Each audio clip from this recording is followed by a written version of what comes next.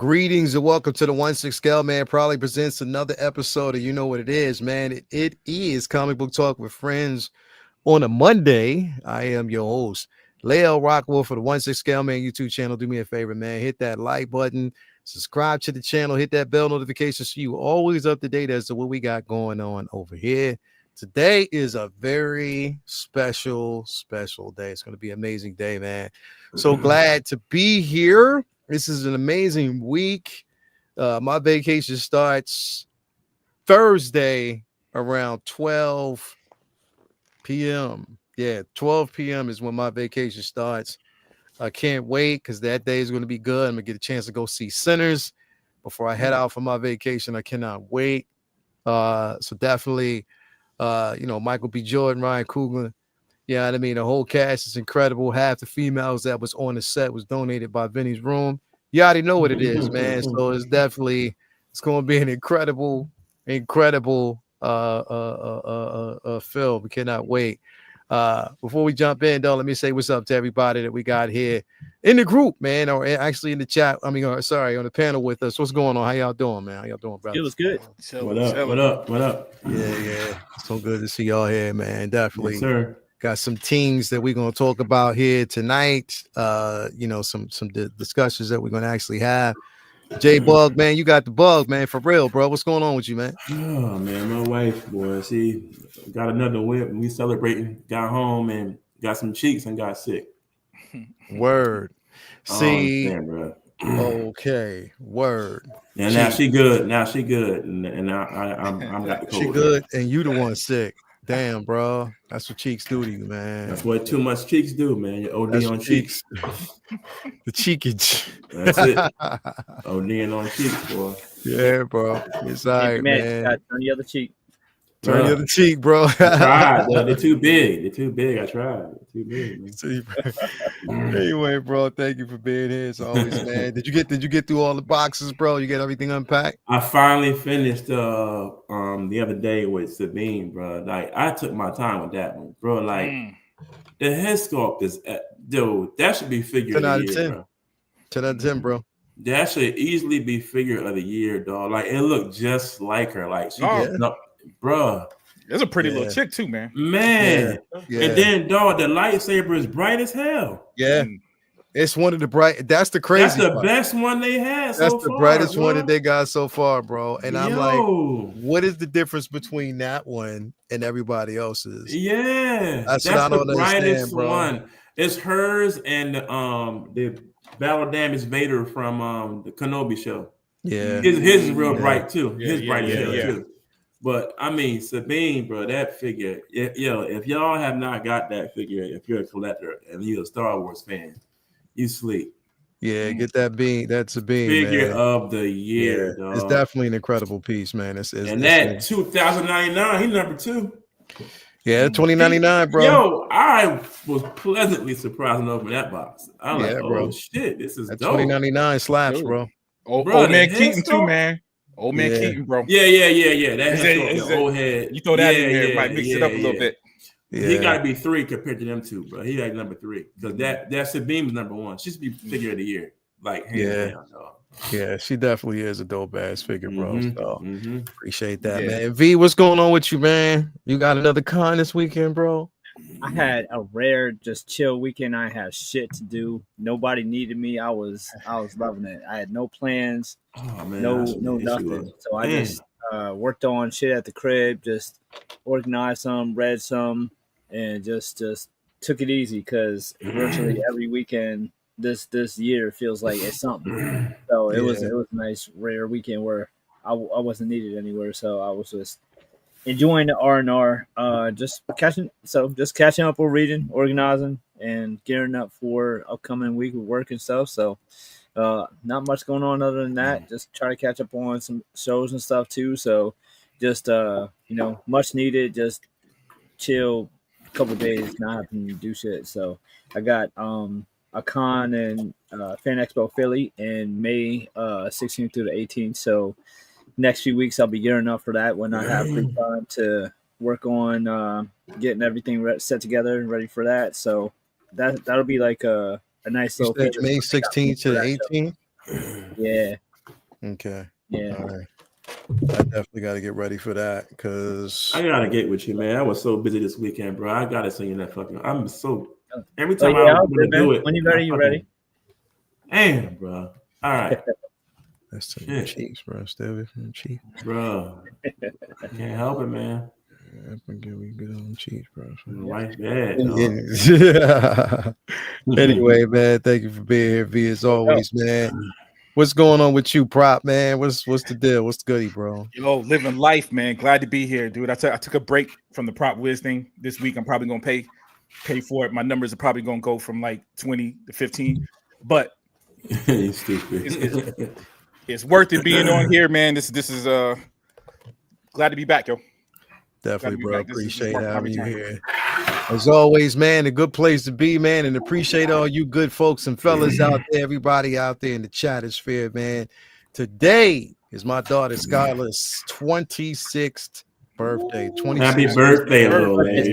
Happy birthday. 26 years old, bro. And I'm like, wow, where did the time go, bro? Bro, like it's honestly, bro, we had a conversation. I was talking to her on shit, my oldest 24. So I know wow. Oh yeah. Yeah, bro. See, I was talking to her on what was it, Friday? And she was like, man, like the time goes. She's like, Dad, I remember like being outside of Graham's, house, standing on the curb with the brush in my hand, using it as a microphone. And I remember I remember the first time you took steps. Yeah, the first time you took steps. Like I'll never forget it, bro. We were living Vinny, we were living at what was it? What was those apartments called? Pennswood. Okay. Pennswood, right out there by Susquehanna, right? Yeah. We were living out there. Oh, by the bridge? By the bridge? No. This is out Susquehanna. So we I was making her a bottle, and she was hungry. Like I was basically, I had her on the couch making her a bottle, bro, and she was like, she wanted it now. She wanted it now, and I didn't realize, bro. She literally, and now mind you, we had been standing her up, but I had no idea that she was taking steps like that, bro. She got up off that couch and walked in the kitchen like it was nothing, and I'm sitting up there holding the bottle. Like, yo, what is this? And she just goes in and reaches up. It's like the bottle, like, stop looking at me. I gave her the bottle. She snatched and went right back on the couch and laid there and started drinking. I was like, wait, do you not know what you just did? Yeah, me, bro, it's crazy. I miss all them times, dog. For real. Bro. Yeah, straight up, man. I don't miss the price of them diapers, though. Nah. I still do it, bro. I miss that shit. Yeah, I ain't gonna lie, man. Yeah, it old so fast, dog. It's crazy. Yeah, they do. They grow, bro. It is just like the time just keeps moving, bro. But yeah, I wouldn't trade it in for the world, man. Like that's definitely my baby, man. Like I am so proud of her accomplishments and everything that she's doing thus far. You know, she's probably out with her friends and stuff like that today. Oh, actually, no, she took off today.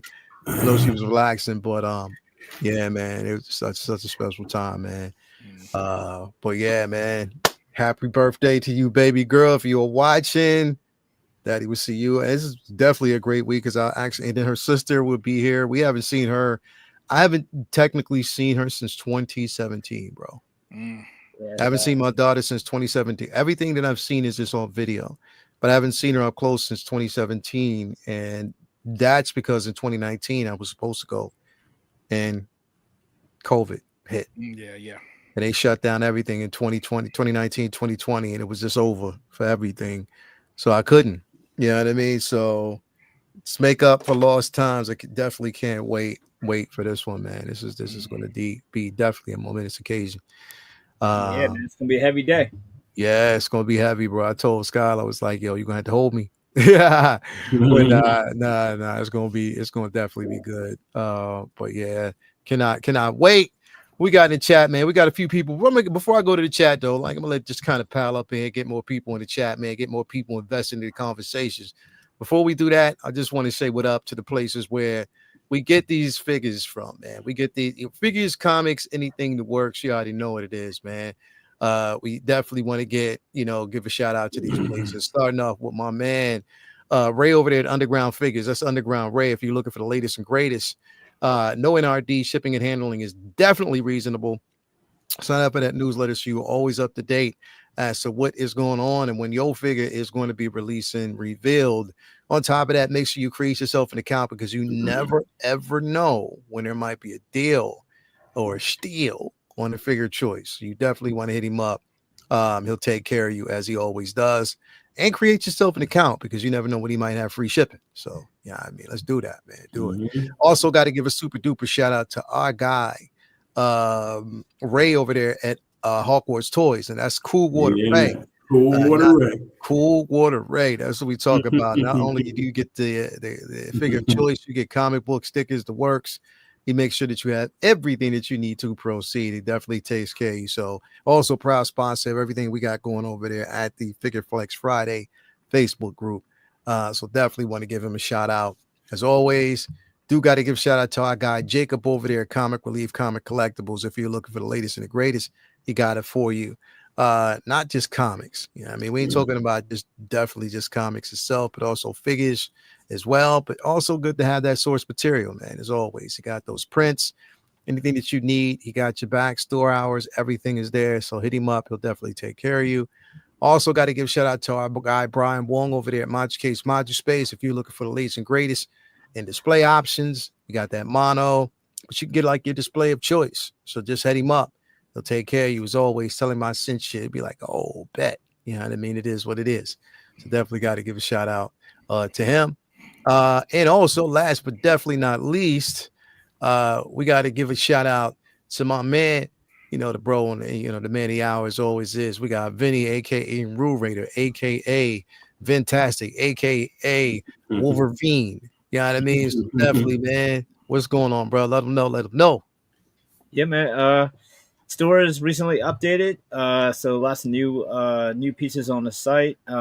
Lots of all over different genres. Tons of stuff on the site. There's probably like over 100 pieces on there. So whatever you're into in the fandoms, there's probably something in that genre to take care of you. And if there's not, commissions are open. So just hit me up and I'll make sure that I got you covered.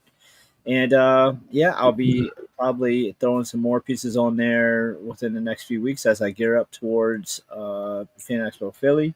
There's also originals on there. There's all different types of comic sketch covers. So there's original art on there too if that's your fancy. But I appreciate the love.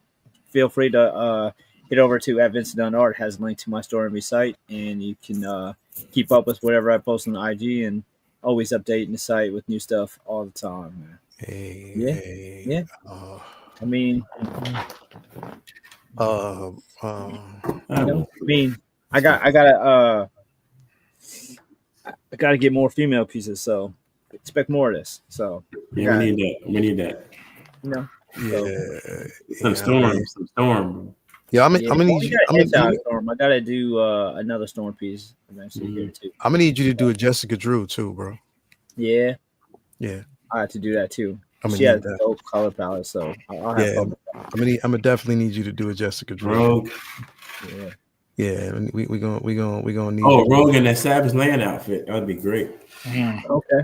Yeah, I haven't done Rogue yet either, so I'm a lot. There's a lot on the list of to get to. So I'll be doing a bunch of new pieces over the next coming weeks and stuff like that. So yeah I like having stuff that nobody got to because that's what I hear. That's dope. It's like, oh, nobody has a such and such. Nobody has a Guyver. Nobody has a God Emperor Doom yet. And that God Emperor, bro. So I like having stuff that is so different. So definitely. That God Emperor is definitely that's wrong. AKA Vincent D'Onofrio.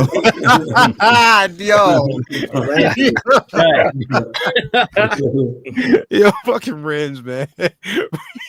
When I was a boy, Yeah. Oh man, go. Yo.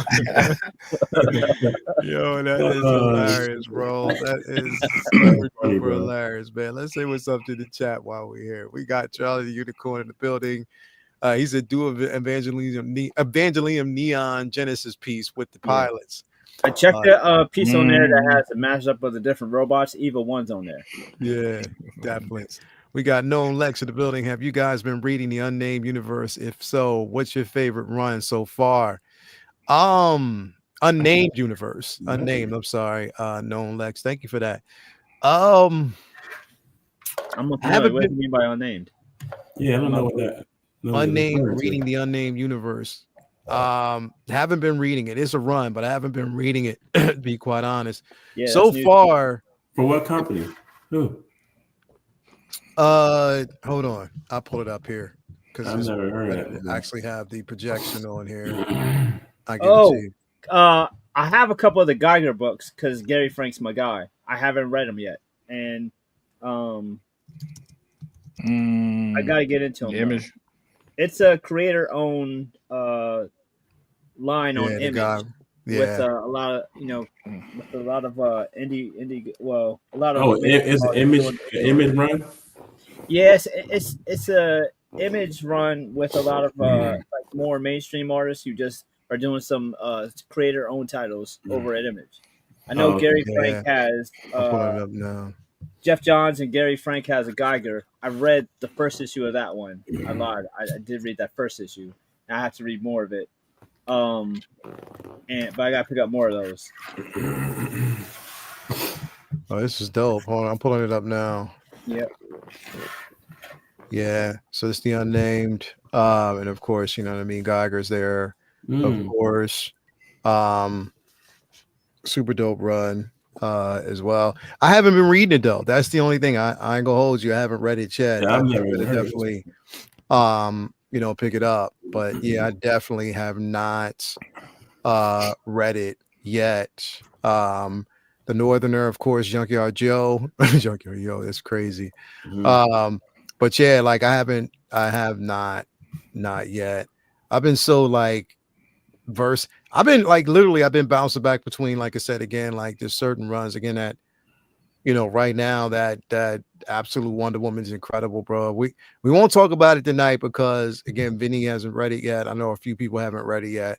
But it is working up. It is, Vinny. You will love this issue, man. I'm sure I will. I caught up on Absolute Soups and virtually everything else that we would be talking about. One Nation Under Doom, all that, and Ultimates, and and Absolute Batman 2, which just gets fucking crazier and crazier. It gets crazier and crazier. Did you read the last? Did you read? Yeah, Absolute Batman is like Frank. If they made a comic like Batman mixed with those Jason Statham movies, Crank. Every episode, every issue is just like how ridiculous can we get, and I love it.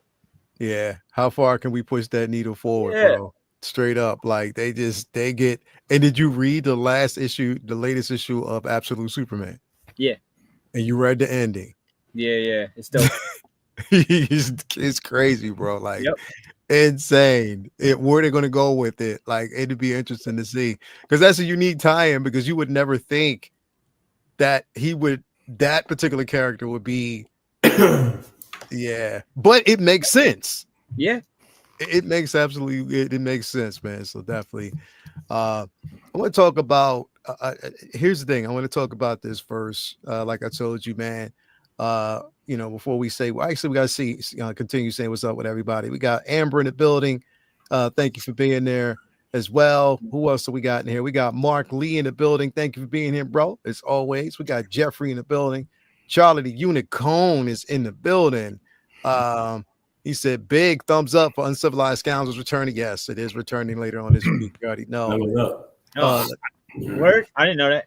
Yeah. We're gonna do it. So we got to go see. So we go see Sinners, right? Yeah.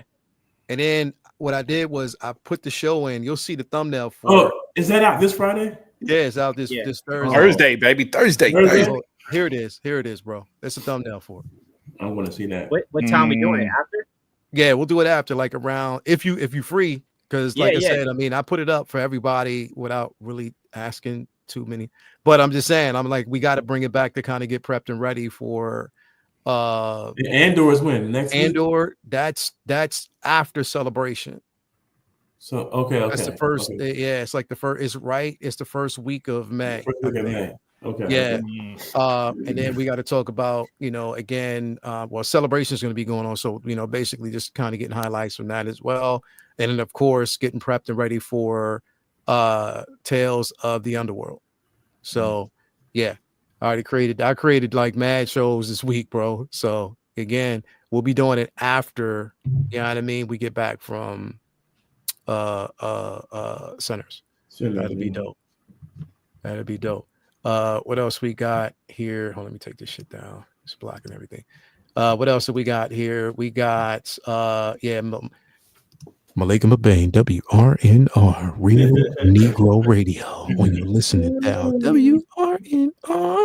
Let's see who else we got in the building. Let me see who we got. Amber is in the building. Hey, Amber, thank you for being here. And I'm gonna need them cookies though. We got Pedro Lopez in the building. Cookies is cracked for real. Justin McFly is in here. Who else we got? Ghetto Yoda is in here in the building. Thank you. Dale A is in the building with us. Who else do we got? Ope Skywalker is in the building with us. Thank you for being here as always. We got my man K Carter's in the building. Had to pop in real quick. What's going on with you, brother?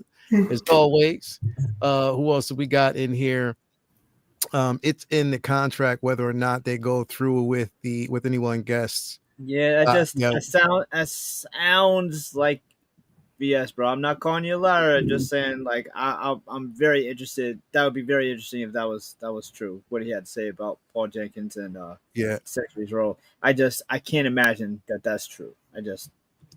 I'd be very surprised. Allegedly, they said that they would give Paul Jenkins creative freedom to make his own Sentry movie if Thunderbolts perform well. Would you guys be interested in seeing a solo Sentry? They don't give actually established directors creative freedom. I can't imagine them giving just some writer for Marvel creative freedom who's never directed a film before. It just doesn't make sense. Yeah, I don't see that happening. I think it's okay. So this is a tough space to exist in, and that's a good question. It is definitely. So thank you for that, known Lex, man. That's a good ass question because here's my thoughts on it. Because I honestly don't think you can make a solo Sentry film.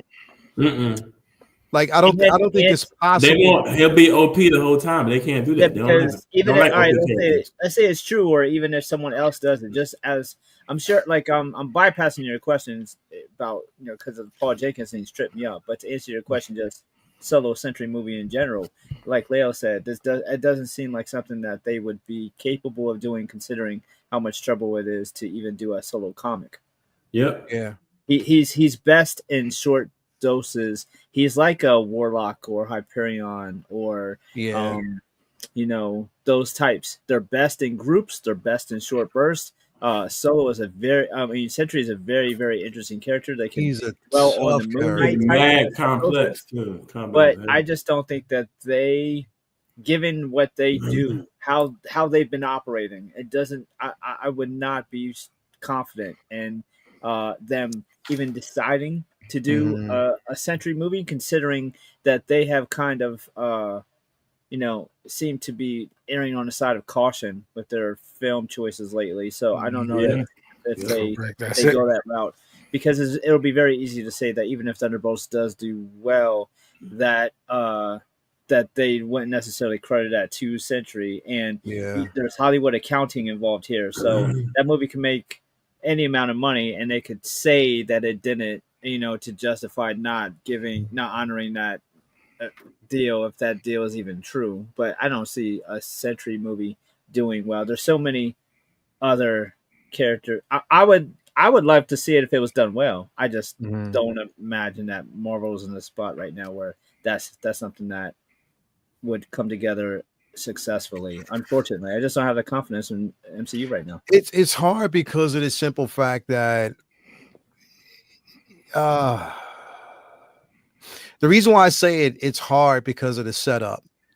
I even think him currently right now being a part of the Thunderbolts is tough.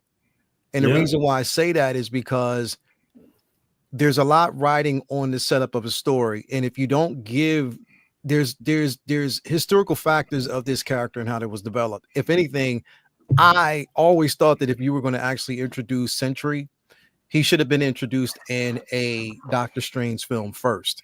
Honestly. And I say that because it there's always been like a mysticism and a mystic quality between, you know, Robert Reynolds and this and the Void's conflict because of his ability to warp reality. You know what I mean? And warping reality in this sense could also, it can benefit off of what's currently going on with the incursions. And how the simple fact that we know it, knowing the story of the Sentry, how again you had Robert Reynolds, who, you know, people saw as, you know, at first originally, you know, introduced to us, the viewers, as a drunk and an individual who basically thought, and we thought that he was like, it's, you know, schizophrenic or someone who was kind of crazy, you know, because he talked about, or he was awoken by the simple fact that he, you know, realized that at once he was a hero. He started, you know, realizing these things, come to find out that he and, you know, Reed Richards were a part of this whole coup of, you know, making things or making people to forget that the Sentry had existed, you know, because of course, if he remembers who he is, then the Void is then awoken. So something like that is it's such a story that's convoluted because it's not just his story, or to have it's not a one-shot film, to be quite honest. It's something that you would actually have to tell. You would have to tell in different, like the setup, put it this way. He is an Avenger level threat. And what I mean by that is it's a threat that needs to be told on film. Like I would actually love to see something like that after Secret Wars. I would, if we were going to basically do something like that and tell his story, it would be after Secret Wars. You know, the whole siege on Asgard, you know, everything within that particular element was something that could be told. But I just think it's hard to really tell that story without having other key components and people that you can put in place to help carry that story along. You know what I mean? And of course, I think that they would. That's just like a Captain America Civil War type of situation where you had that, you know, it was a Captain America film. We knew that, but they also had other characters to kind of help elevate the story and push it along because it was in a level of importance. I think that you would need something like that. And it could be I would be interested in it if it was like a horrifically tragic story. You know what I mean? Like something extremely tragic. You can tell the story when it's tragic. But again, my point is, lately, I don't trust Marvel to really handle anything, something like that of that magnitude. I don't trust them doing it the right way. You know what I mean? I really, really don't, because he's not a throwaway character, bro. I'm still pissed, and and once we get into it, I am still pissed with, and I don't care what nobody fucking says. I'm pissed what they did with Muse, bro. I don't like it. I did not like that. I didn't like 5 minutes, bro. That motherfucker, bro. And the thing is, I just didn't like it, and it just shows me that Marvel has zero appreciation for substance in these fucking particular characters, bro. They have zero. The MCU has zero. I mean, because you don't just bring Vinny. We've been talking about this now, y'all. We've been talking about this for a few years now. Kang, key point. You know what they did to him in Quantumania. You know what I mean? These characters that come along, like, and people always laugh at me when I you know talking about the Black Dwarf. You know what I mean? Or like, you know, everything that basically happens in these, or the Black Elves, I'm sorry, the Dark Elves. You know what I mean? Like everything that happens with these, there's characters that have a level of fucking importance that you just don't fucking kill off like that, bro. You don't. It's because like they rush them out of the way to get the bullseye. Yeah, I think the closest that you've come to doing something right was Thanos.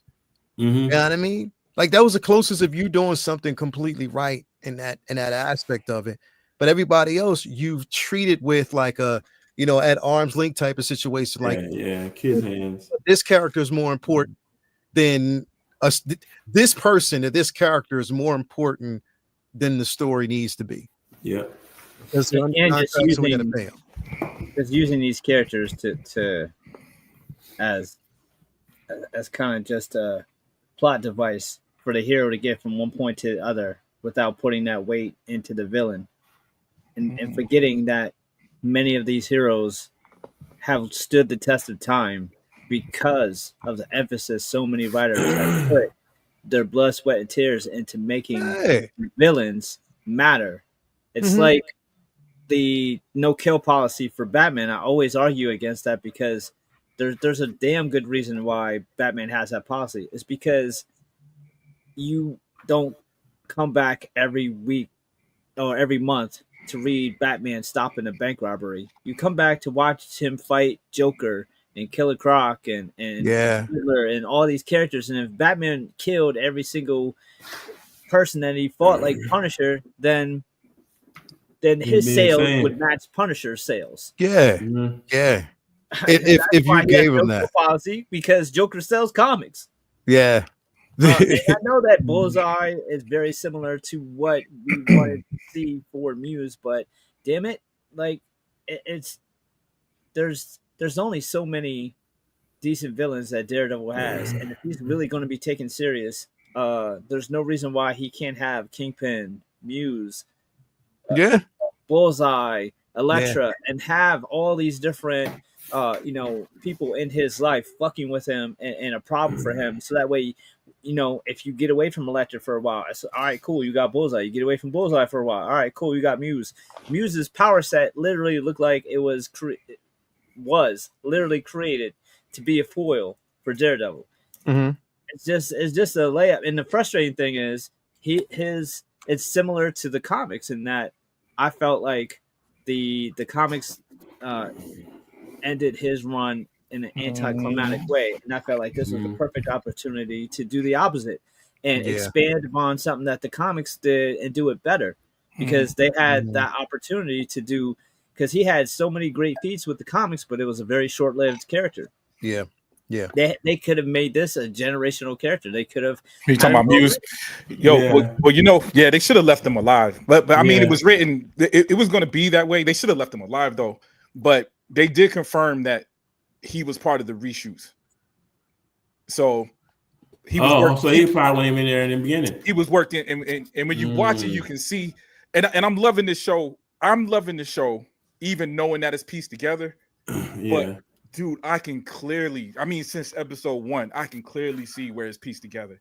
And I'm just not sure what came first. I'm not sure what came before. You know what I mean? Until that's damn, I didn't. I was going to try to save this discussion. We can save it. We can save it and come back.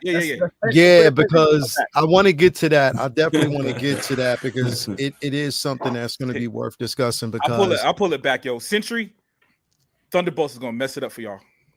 Yeah. Well, here's the thing. The crazy part about it is they're not. There's no way they're going to they can beat him. They're not. I think they're going to do his whole origin. I think they're going to try to squeeze it in there, yo. Well, no, they can't, because here's the thing. The Sentry is also part of Doomsday. Okay. You know what I mean? So he was on the chair. So basically he's part of Doomsday. So they're holding him off for a particular reason. I don't know if it's, but how you're. I hear you, Charlie. the problem is, why the fuck would they? Anyway, we'll get there because I don't know why. I think you're right. I think you're right. I don't know. For me, it's like you don't bring. Where are they going with it? Because of what we know about the story. And I guess they basically said that they're bringing substance. It's going to be a juxtaposition of the original Secret Wars and this one. They're bringing elements of both stories into this particular film. So it's not going to be solely off of the most recent run, 2015's run. It's going to be, a complete. Does that mean? Like there is a blend. The irony with Sentry too is he's been around for 20 years, but I wouldn't necessarily say that there's a ton of source material to pull from as far as stories go. He has a lot of moments. but not a lot of cool stories. Yeah. So that's what I'm saying. Like, where it depends on where they go with the story, introducing Sentry in to that storyline. I'm like, because Sentry wasn't, again, if you 2050, he wasn't an important character in that at all. At all. Because again, we know that they saddle these characters. Like again, even in Marvel, he's like a throwaway character until he's necessary. Yep. Yeah, I mean, because you know, to sunset every 5 seconds. They write him off because he's too powerful. It goes away. They do the same thing with Hyperion. I'm about to say that Hyperion make more waves than Sentry does right now. Yeah. You know what I mean? It's with Hyperion because he's also another convoluted type of character because it's so complex to write it. And they usually, because you don't know what iteration you're going to get. And Hyperion, they like keeping him separate with the Scarlet Supreme books. Scarlet Supreme. The Marvel shit anyway. Yeah. You know what I mean? So, you know, even basically the most recent, it was the most recent Avengers run where, you know, Hyperion was like a bullet headed towards the Earth, centered around destroying it. And the only way that they can basically stop him was to open up a portal and send him to another universe that was chaotic, where he was a hero. He was able to become a hero. You know, he was so twisted that he was willing to destroy our Earth, but they basically opened up a portal and sent him somewhere else where he could actually be a hero. You know what I mean? So that's what I'm saying. These characters are it's tough. It's tough to bring those particular OP characters. It's even going to actually be tough, to be quite honest. How they do this, I'm just waiting to see. Because I even think, as much as I want to see the Fantastic Four, I even think that bringing Franklin Richardson as early as they're doing it is it. I don't want the focus to be on that. Did I miss? They said something about Franklin Richards. They've been saying stuff about Franklin Richards, bro. Oh my God! Was it verified? Early, I just bro? heard. Yeah, I thought that was all rumor. No, yeah, I heard the rumor. That was verified. No, ain't no rumor. Oh my God, bro! He's not even what? Oh my God, dog. They're definitely going to do it, but damn shit. I mean, he said Charlie said spoilers. Nah, I don't care. No, but it's there. Like it's there. They've been talking about it. Dig. It's not common knowledge. I mean, they had Robert Downer, well, that might not even be him, but yeah. Anyway, what I'm saying is bringing these characters in with such a power scale is tough because they're not characters that you can tell just a simple story. How they're bringing in, again, I have to see the Thunderbolts to see how this is going to fucking work. But bringing the Sentry into that storyline, now here's the thing, because we know that, again, Robert Reynolds is a really complex character, you know, disassociative type of personality, split between him and the actual Void. So it's a matter of taming him and his personality. So maybe they're going to go with that route and help him see that who he really is in order to tame the Void, even though we know the Void is there. You can't. The Void is fucking there. So we know that. So this is what I'm saying. Like, it's going to be interesting to basically see, but this is hints, kind of tying it back together to answer your question, known Lex. It's a tough story to basically tell and a tough way to bring him into his own film, because I think before they do something like that, his story has to be told in a couple of different mediums. It's a story that has to be connected to other characters, not just him solo. Because I think, honestly, as much as we loved, and I'm glad we're talking about this, as much as we love Vinny, like me myself, I didn't have a problem. There was only one element of a couple of elements of the, you know, Eternals that I didn't like at all. And we already talked about that. You know, the way they did the deviants, you know, just the dialogue was just really, you didn't have to keep mentioning these motherfuckers' names every 5 minutes. I know who Icarus is. I know who Cersei is. I know who, you know, all these individuals. I know who I know them, but you didn't have to. Despite all of that, I felt as though that you can't bring them in to a solo film without tying known characters into it to make it make sense. because that was the downside, is that no one knew who the fuck the Eternals. We knew, but half these motherfuckers out there didn't know who they were, bro. They didn't know shit about these characters at all, bro. So, like, how do you bring that in without bringing somebody else in it to guide us along? You know what I mean? To make it make sense.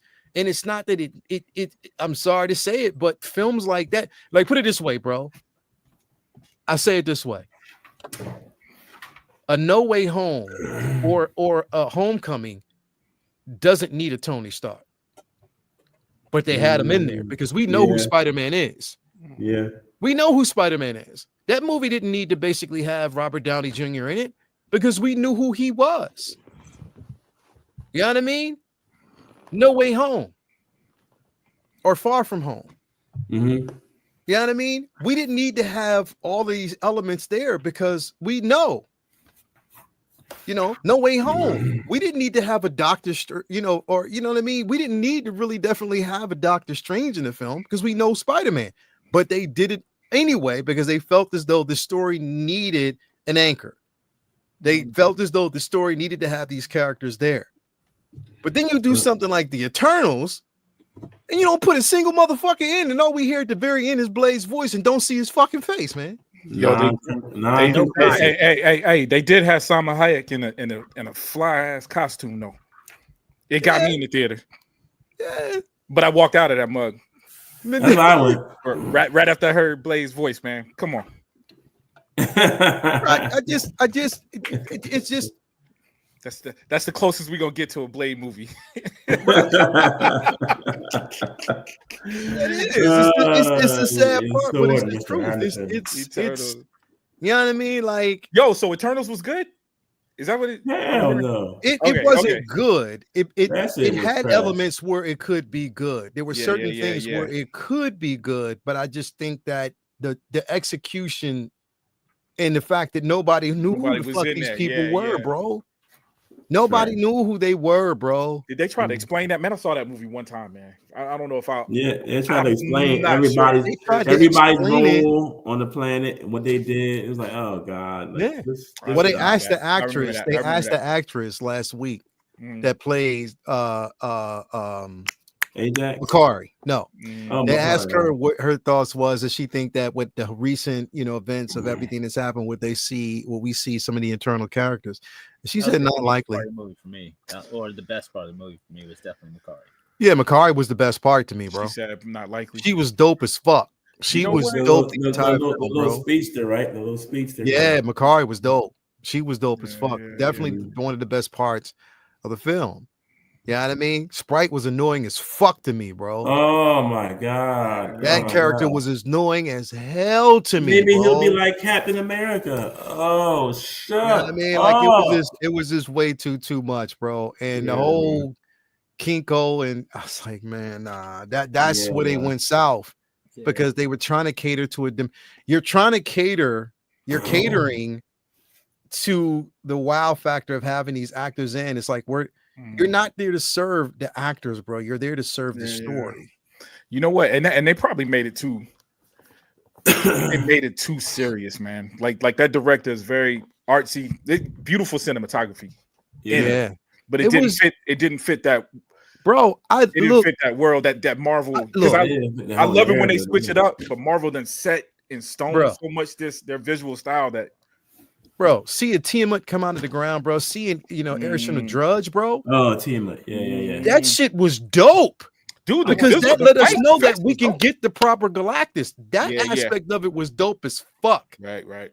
And it was a way that you could capitalize on these things. The visuals were incredible. Right. It's just the simple fact that they just I don't know. Boring, it's bro. just that you didn't. I'm gonna be honest with you. It was boring, and I like dialogue based movies, so it's not.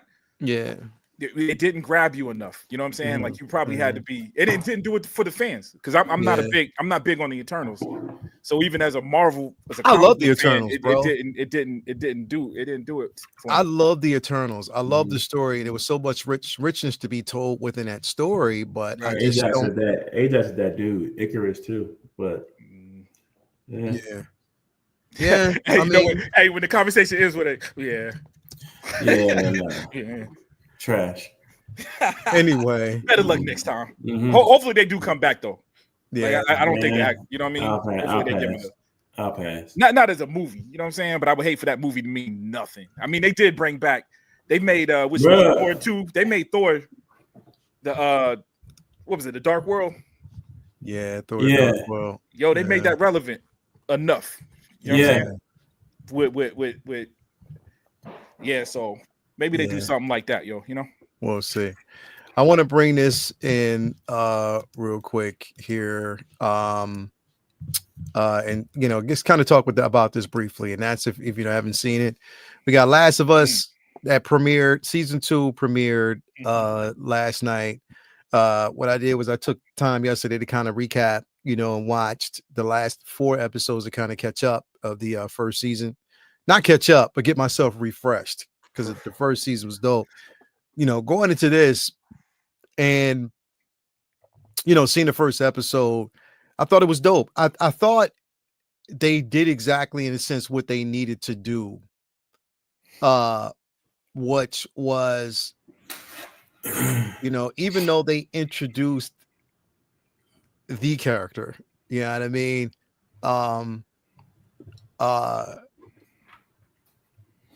Fast forward into 5 years was something I guess needed to progress, but also, Vinny, it felt like the possibility of because they're splitting up. Apparently, they're splitting this up into 2 seasons. So there's going to be a 3rd season. Yeah.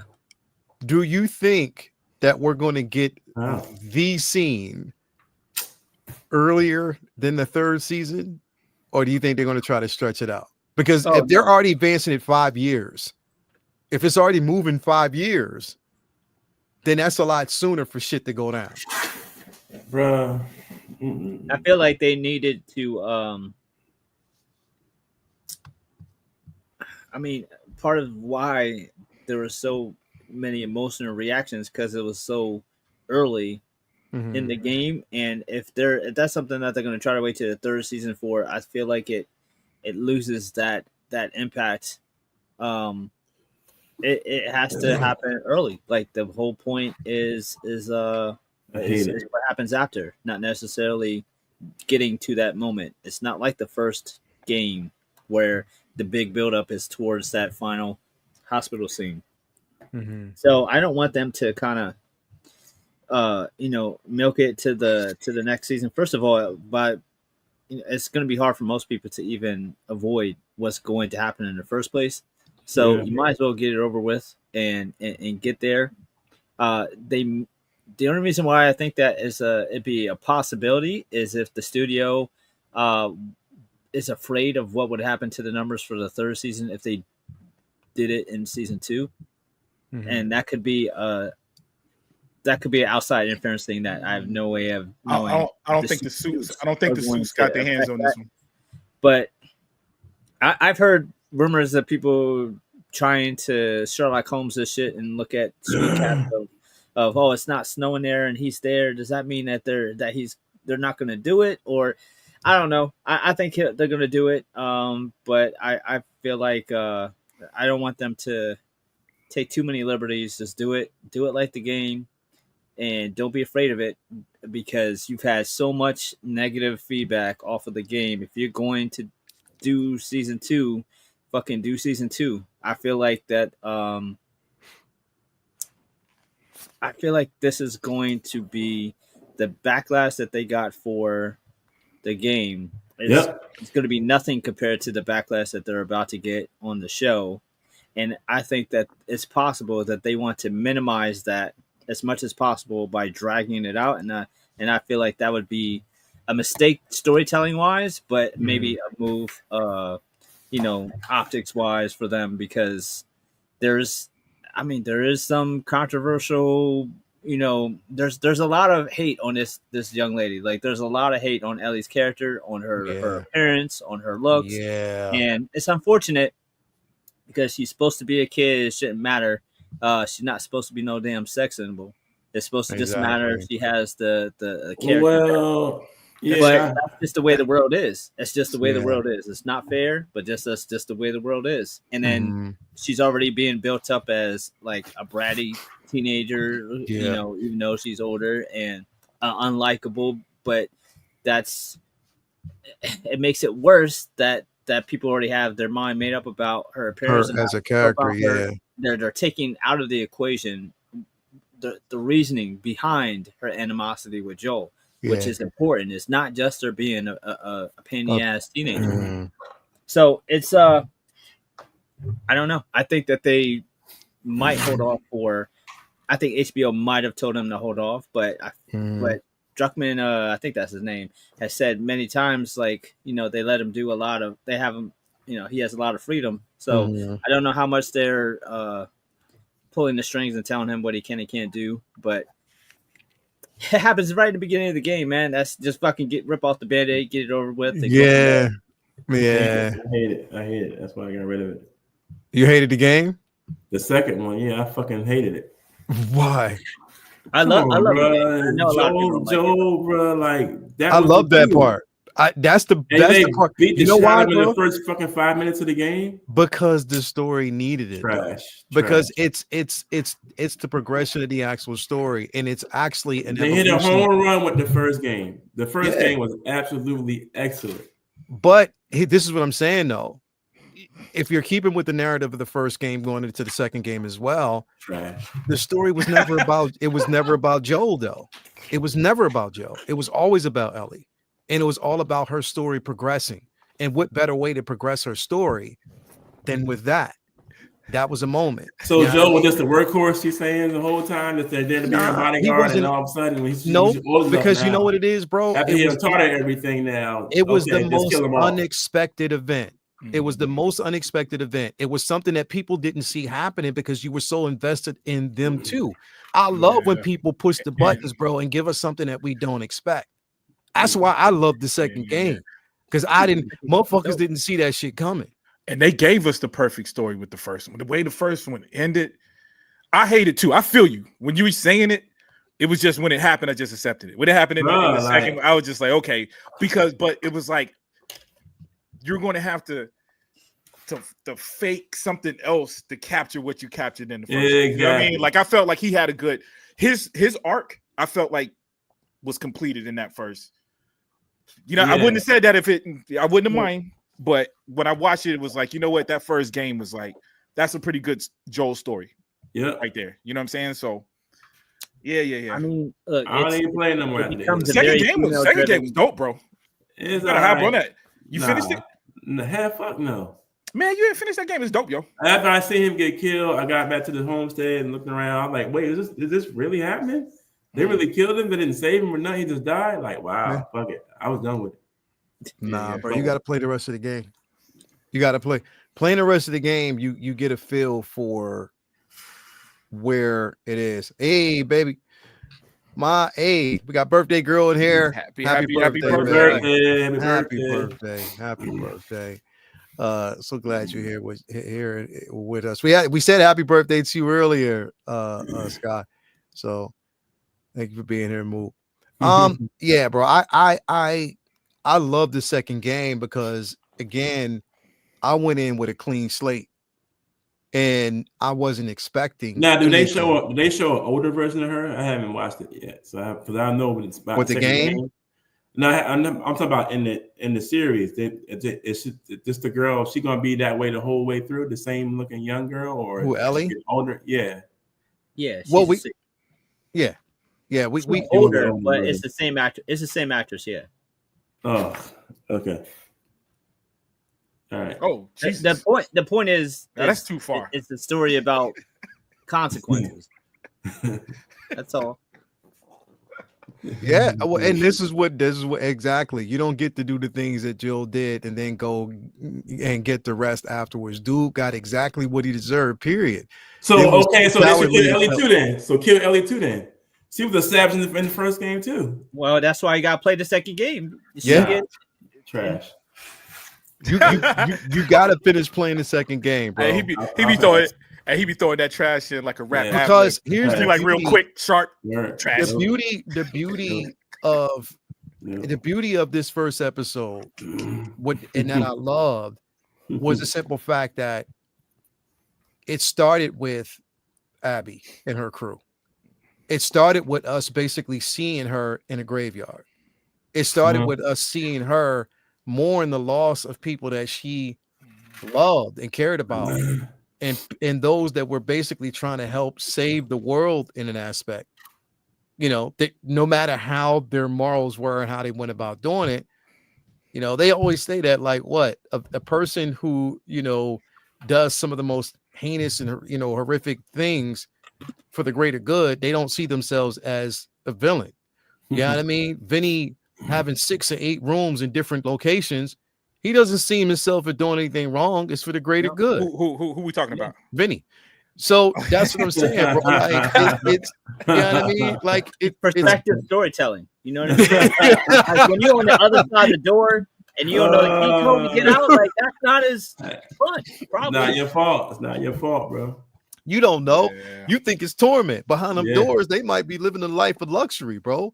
But you just can't see it, so you don't know. But what I'm saying is, like, I love the simple fact that they started with that, because you sort of sympathize, and it was the level of empathy that you had in that very moment. It was like, yo, this motherfucker really did it. You know what I mean? He really, really did that. And even when he went, and even which was justified, that moment was justified, of course, when he talks to the counselor, and she's like, yo, fuck you. You killed, you know what I mean? I hate you and whatever. So tell me the truth. Still won't open his mouth and said, I did what I had to do and I did what was right. The fuck out of here, bro. You didn't. He doesn't believe he doesn't believe he doesn't believe he did the right thing. I saved your ass. I kept them from killing you. And I'm wrong now. No, he said that, which lets me know that he doesn't believe it. He doesn't. That's what I'm saying. Believe. He doesn't believe that whatever. And here's the thing: is like we as the individuals playing the game, it's left to us to decide whether or not they're really going to kill her or whatever the situation is going to be. We don't know yet, because he never gave this that moment a chance to breathe. He slaughtered everything. Like, fuck y'all. He said that if she died, well, she was going to die in the procedure. She said it in the game. Yeah. Well, he know. Yeah. He said it in the game that she was going to die. We knew she was going to die in the show. Yeah. Yeah. But, that's why he wilded out. She became like a daughter to him. Let me tell you something, bro. Any of my C's, dog, if in a situation like that, guess what? I'm fucking the hospital up too. Fuck it.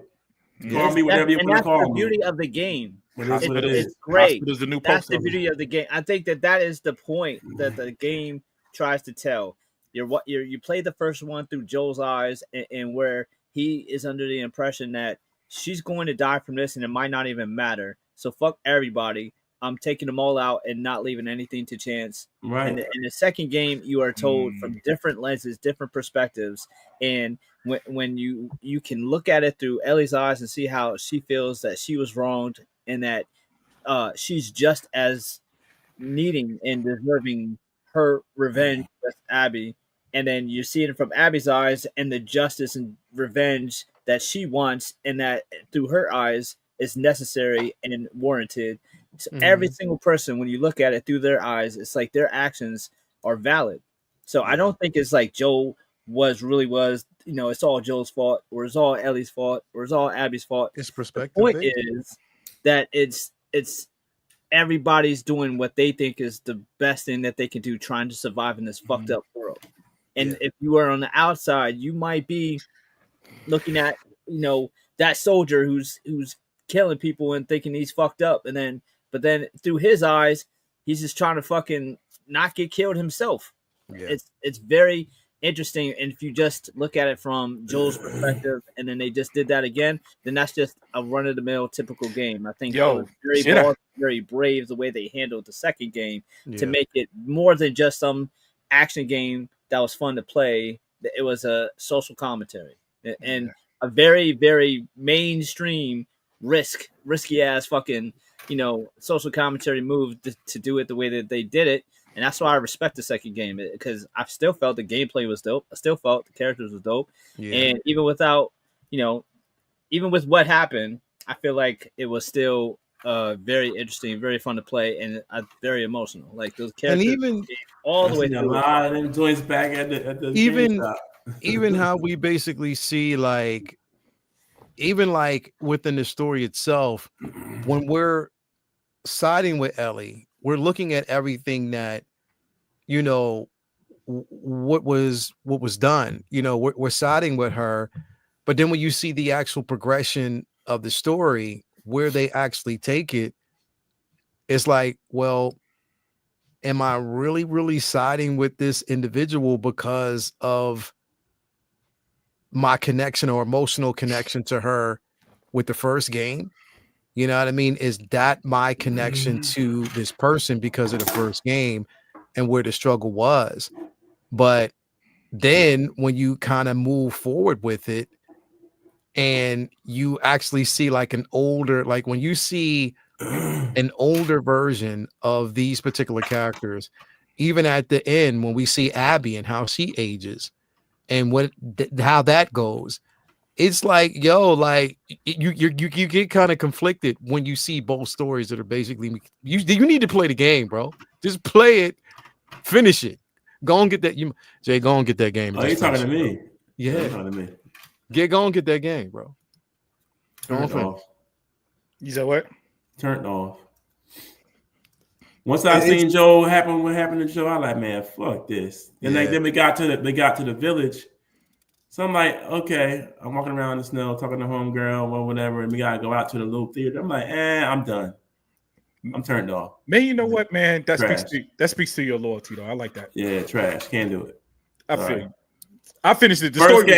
First game is classic. I love it. Still love it to this day. First game is classic. Second one is good, but it's already done now. So we in the show. Yeah, it's already in there. That's so why now it's a question. I haven't ran to watch this show yet. Maybe that's why I haven't ran to watch it yet. But I already know what's gonna happen with Joel. Yeah. So I'm turning off. But listen, Get a Yoda ain't shit, bro. Nah. Get a shit when you get done playing. Pick up Absolute Superman. Pass. Absolute Last of Us. I can't do trash on trash. Pass. Hey, the show is dope, though, man. To your original question, I think they're going. I don't think it's going to happen soon. It's either going to happen in the first episode. Mm-hmm. Yep, and I can see, but I'm gonna tell you why it's better. Because they're like you said, even the cemetery scene. If I'm not mistaken, it's been a while since I played the game, but some of that emotion we didn't get until later. Like that sympathetic thing that you just addressed, you kind of didn't get until later on in the game. Yeah. There's a lot more going on. We can kind of see that dynamic between Joel and the young girl that Vinny didn't want to call ugly. You were saying that people were calling her. Oh yeah. So I'm not gonna call the little girl ugly. That is just crazy. I don't care if she's 21. I don't care if she's 21. I'm saying the internet is. I'm saying the internet is 21 years old. Yeah. Wait. I'm saying the internet is calling her ugly, and ugly people have less fucking like rope. You know what I mean? If she was hot, they wouldn't care what she did, or if they had to watch her for the rest of the season. My point is, the world's a fucked up place, and if she was more traditionally attractive and the rest of the season was just her, it would be a less of a deal than what they're dealing with now. That's part of the backlash. It's fucked up. That's just I get how the world is. I get that. Right. Yeah. I feel horrible, man, because my daughter told me to shut up yesterday when I called the little girl ugly yesterday. I did. You grown woman, she's not a little girl. I did, yo. It was like, she's like a little 10-year-old boy to me. But that doesn't mean the internet should be a mean place. And I'm not going to hate on the show, cousin. Because I went and won. Wow. The memes, boy. The memes is coming. The memes is they're gonna come get me, man. I promise that's the last time. Hold on. 1 second, though. But she was dope in season 1. She's dope, man. So I'm along for the ride. I'm not taking away from her. Now look, the prop whiz. I'm not taking away from her skills at all. With friends does not agree with the view.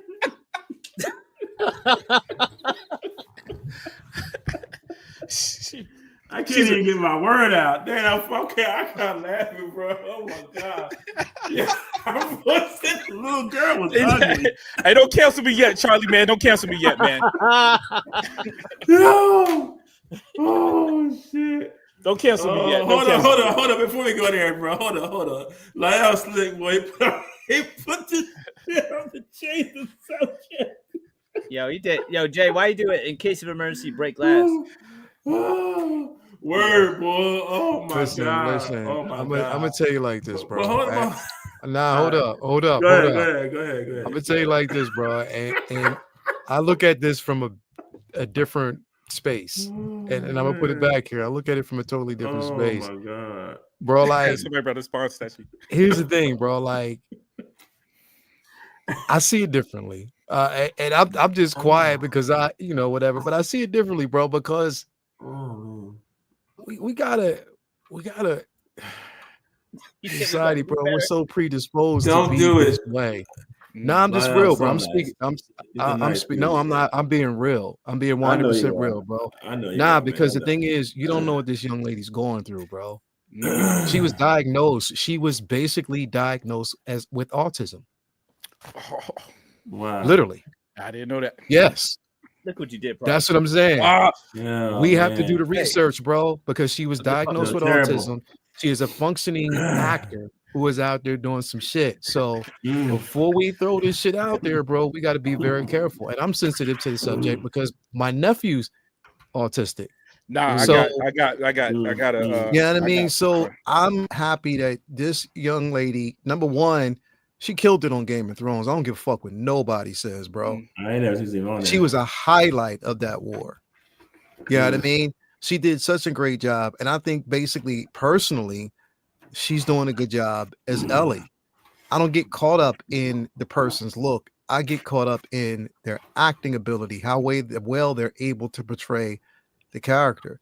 Because to be quite honest, the chick that's basically playing Abby right now looks nothing like the Abby in the game at all. Hold on. Let me see. Not at all. She looks nothing like Abby in the game. But honestly, clearly, they got this actress because she was able to give an aspect or portray or bring that character to life. You know what I mean? So I don't really get hung up on looks because those imperfections that we see and we might think we see, there's a lot of people out there that probably look at those imperfections and embrace them because they're like, yo, look, there's a quality there. It's not being mean nice, bro. It's me being real. That's why I wasn't really saying much. Oh, no. Hey, I feel bad, yo. Let me just let me first apologize. No. I was joking. Okay. It was a joke. I absolutely love that girl in Game of Thrones. I'm down for the ride. I haven't heard until today. I hadn't heard that people were dissing her, so I didn't know. Bro, I don't think that's serious. I've heard nothing but good about the girl's acting, which is the route that I was going to go about. My spiel on the episode was really just going to be that, yo. The acting, because it was a slow episode, so the acting is top notch. I'm feeling it. She did exactly what she was supposed to do, and obviously they picked her for a reason. And I think Bella Ramsey's doing a great job. She's a great actress. She's a great actress, bro. She is a top notch, and she's down to earth. And again, it's just something serious. Like I don't want to be that. And I told myself, bro, I would never be that person because you have these casting directors and people that see things in characters. They see things in actors. Hell, not too many of us ever thought that Michael Keaton back in the day, people didn't think fucking Michael Keaton would pull off Batman. And he did. Mr. Mom. You know what I mean? Mr. Mom. That's all you heard was Mr. Mom, Mr. Mom, Mr. Mom. Man. And he did a hell of a good job, bro. You know what I mean? I think Bella Ramsey was picked for a reason. And when they picked her, bro, I had no qualms. I was like, I play the game, but I don't need somebody who looks exactly like the person in the game. I just need somebody who can act. I need somebody who can bring these. I don't understand why they would make the Joel character look so much like Joel. No. Opposite from. I'm not saying she's a good actress. I enjoyed the first season. You know what I mean? But they had the girl. What's her name? Corey McKee too. That was in the. I guess she out acted Corey McKee. And Corey McKee looked just like freaking Ellie. Just like her, bro. But I mean, who was that? I think I think in my personal opinion, I think they look similar enough. I don't think she looks that different. Like you said, Joel, they put him like straight up like Joel. He looks spot on. You know what I'm saying? But everybody else in the show is what you come to expect with this kind of character. But here's the thing, bro. You're saying that he was spot on. But half these motherfuckers out there, when they basically picked Pedro Pascal to play the character, didn't feel the same way. They was like, yo, nah, they didn't think that he was basically the proper Joe. But they don't think he meant fantastic either. So I mean, but no, they don't. A lot of people don't. The thing is, I don't get hung up on that because it's the actor who portrays the character. As long as you portray it well, and I happen to think that Bella Ramsey she did a great job. Shit, she was nominated for an Emmy, bro. So she did a great job with that first season. You know what I mean? Here, Caitlin Dever. Leo and I watched one of her films at Horathon last year.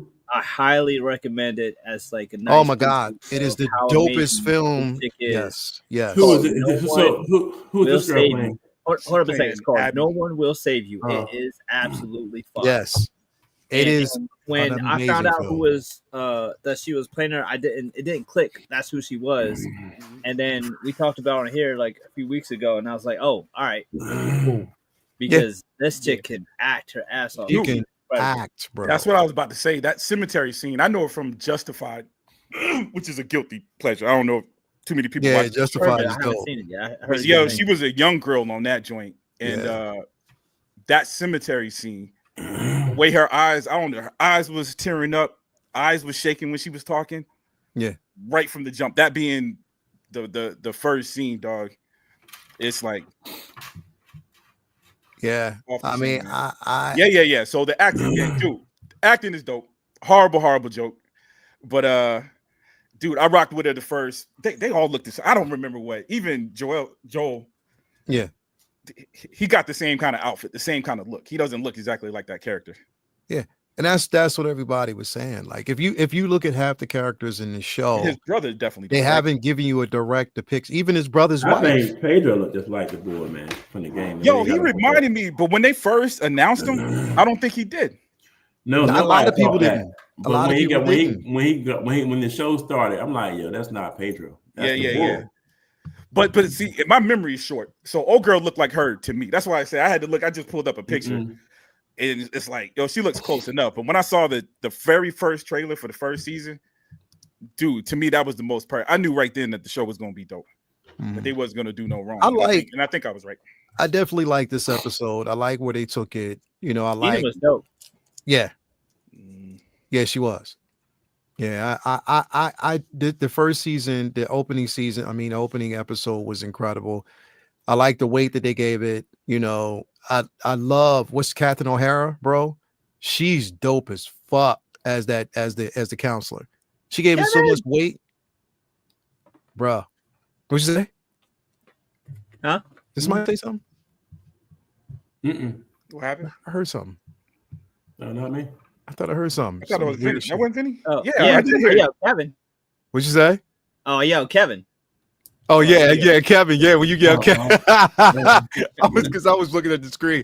But no, yeah, bro. She's fucking incredible. Like, you know what I mean? And they got the right person to play that role. You know what I mean? Doc funny as hell. That boy said he can't grow a full beard. Pedro. What did he say? He can't grow a full beard. Yo, that's fine. Hey, you know who my boy looks like? Burt. Y'all not even gonna believe me, man. Who? Burt Reynolds. He does. Smokey and the Bandit. I was watching Smokey and the Bandit. He could be. He could do it. He could do Burt it. Reynolds, yeah, bro. He can do it. All right, I thought I was the only one, man. I was trying to tell my son. He was like, "Nah, I kind of look like, dude, that looks like him." Nah, he could do it. He could do a remake of that shit. Yeah, he can definitely do a remake of Smokey and the Bandit, bro. Like he could definitely pull that off. But nah, man, interesting to see where it's actually going to go if they stick to the story, if they stick to landing. I am in the minority that thinks that scene is coming sooner than what we think. That's why I think they should do. I think it's going to be within the next 2 episodes, bro. When they announced it, I didn't think so. Right? Yeah. Like to your point earlier, Vinny, it sounded like Suit. Like when they announced that they were going to break up that game into 2 seasons, I was like, okay, the reason why they're doing it is because of XYZ. But when I was watching that first episode, you can feel it. It felt like it was moving along quicker than than I thought. You know what I'm saying? The reason why I think it's going to come earlier, there's one shot in the first episode. The reason why I think it's going to come earlier, it was after the function, after she said, get the fuck away from me. I don't need your fucking help or whatever. And he was on the porch and she was walking past. That porch scene is important. You know what I mean? It's going to be important to her. Yep. That is going to be a vision that she's going to constantly see. You know what I mean? The guitar is very important. Yeah, the guitar is that scene is very important. And then she just looked at him and walked past and didn't say shit. That was a moment where forgiveness could have happened at that particular point, and it didn't. So that's why I think shit's gonna happen. It's gonna go down soon. You know what I mean? And they were close too. Yeah, I mean, it ended with them like close. Right there, yo. So yeah, they were super fucking close. So that's what I'm saying. Like I think, you know what I mean? The shit is going to definitely happen, sooner. But yeah, anyway, if y'all haven't seen it, man, like look, first episode is rocking right now. I watched it twice. I'm very impressed about where they're going with it. You know what I mean? Again, I think they're gonna nail it. I think this season is gonna come with a lot of emotions. But and here's the thing, Vinny, I was thinking about this too. Even when it happens, because what we know about the game, all we're gonna see is he's still gonna, you know what I mean? It without really saying too much, there's still gonna be those flashback moments. And exactly. You know what I mean? Those moments and stuff like that is gonna happen. So that ain't good. That'll help do it. I just think they need to get it over with. Yeah. You know what I mean? They definitely need to get that aspect over with. Just do it. Once that episode come on, I'll be done. Yo, I think Abby and Ellie's relationship, to me, I can't remember how it happened in the game or if they were already in a relationship, but that felt super organic. The way they were doing that. Oh, you talking about Ellie and Dina. Not Abby. I'm sorry. Yeah. I'm sorry. Yeah. Super. I'm giving spoilers away already, but yeah. Well, no, it was an episode. We don't play the game. It was an episode, and it was in the game. It was beat by beat, part of the game. You know what I mean? Yeah. So, I think that it's definitely going to be worth it, and I think that they're gonna kill it. They're definitely gonna kill it, man. I love the scene. I love the way it was done. Game is true. And I can't wait to see what's gonna happen next episode. Vinny, how much? Okay, so I didn't really mean to bring that up so quick. That other photo, because I don't even know if you saw it. I couldn't tell what it was, so I didn't try to. Okay, good. So I'm not going to bring it up again. Why not? I'm not. Oh man, I'm not. I was ready to talk about that. I thought Vinny had seen it. Oh, nah, he didn't see it. All right, my bad. I ain't gonna say that. Which one y'all talking about? That picture that you can't even talk about it. Oh man, okay. I know what you're talking about. Yeah, my bad. So Vinny, it's hard to talk about it because I was trying to bring it up, but I was gonna blur it like I did, whatever. I couldn't do it. But did we verify that it's real? No. Y'all talking about what we talking about? Okay. They haven't verified it yet. They haven't verified it yet, but there are some people that are saying it's a possibility that it could be. And the same thing about Lobo today too. I seen the Lobo pic. You saw that Lobo pic? Yeah. All right. Yeah, Lobo today too. How did you see that? You just stumbled across it, somebody put that motherfucker Twitter, it was just there. So maybe you're starting to loosen up to little spoilers now. No, I see. You've been hanging around us too long, so they get a little loose now. Okay. No, I can't avoid all picture spoilers as you're scrolling through your timeline, but I don't. And look, I didn't do it this time, so don't even come at me like that. Okay, all right. I didn't post it. I didn't even see it on Facebook. It was my fault for being on Twitter, which is way more people. I didn't post it, so wasn't it? Yeah, I mean, yeah, it's there, V. But so so let's talk about that real quick, bro. What you see in that picture, I played this last night. I gotta play this for y'all real quick. I gotta play this shit for y'all because this shit is dope. Hold up. I don't know if you saw it, didn't you? Well, wait, I don't know what we're talking about. All I seen was Lobo. I don't know what other news came out. No, I think you saw this. No. You see this? Oh, yeah. Hell no. Obi-Wan never told you what happened to your father. Oh, yeah, that's it funny as hell. I saw that. Me you killed him. No, I said that Luke, John know me your father. No, that's no, not the true. shit was funny. Impossible. It's because this motherfucker in my head sound like Prop. In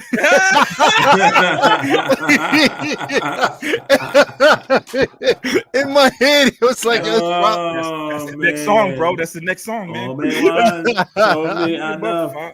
They told me not to kill him. Bro, this shit was hilarious. Oh, man. That's funny.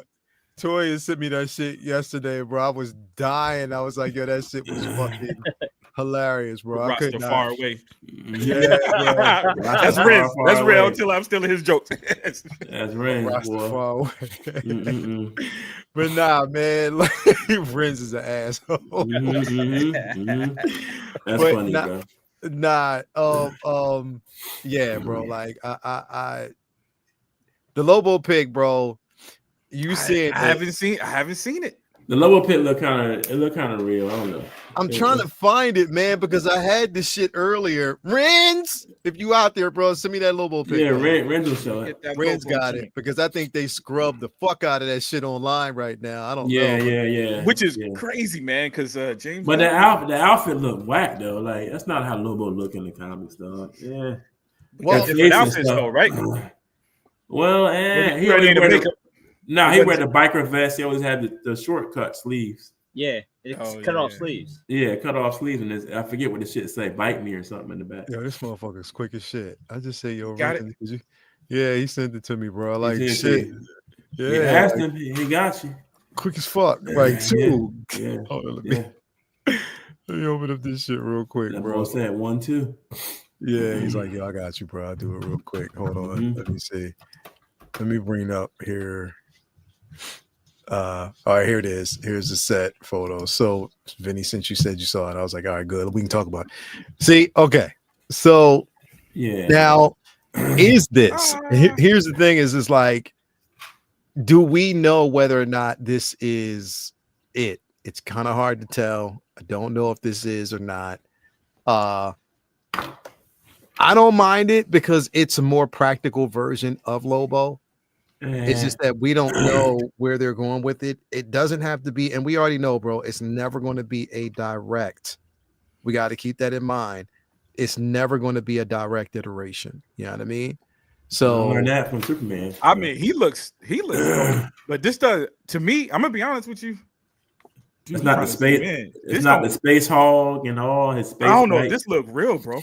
Well, here's the thing, bro, because this is what you got to look at, though, Jay. What you're seeing is a hog, but you see where the green is around it, and that you know it's going to be green screen. Okay, I see that. Okay. So they're going to do some things. It's not going to be the way it looks here. They're going to change up everything. The change and everything will be there. It's just that what we're looking at right now is a set photo, and we're not looking at everything in its entirety. So they have his pit bull too. Movie magic. Yeah, but he looks dope though. Yeah, he can be a little, but I still see. Because you already know they're gonna kill those eyes too, bro. They're gonna do it some justice. The red eyes, they're gonna definitely do it some justice. Vinny, did you see? Okay, did you? All right, let me ask you this question, Vinny. Did you see the Supergirl costume?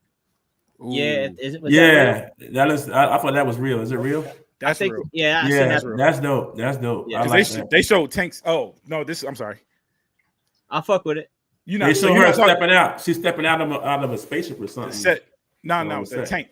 It was a tank. They were on top of the tank. It was her and Lobo that was there as well. Oh, I didn't see Lobo in that. Yeah, there's video footage where you can actually see both her and Lobo. So we just got to basically see how that is. But yeah, I do mess with this suit. I like the suit. You know what I mean? I love that they're going with. Now, how is it that this one is so much more like the comic book than the trash we got in the Superman movie coming up? Yo, the Superman looks like Superman. Man, that shit's ass, bro.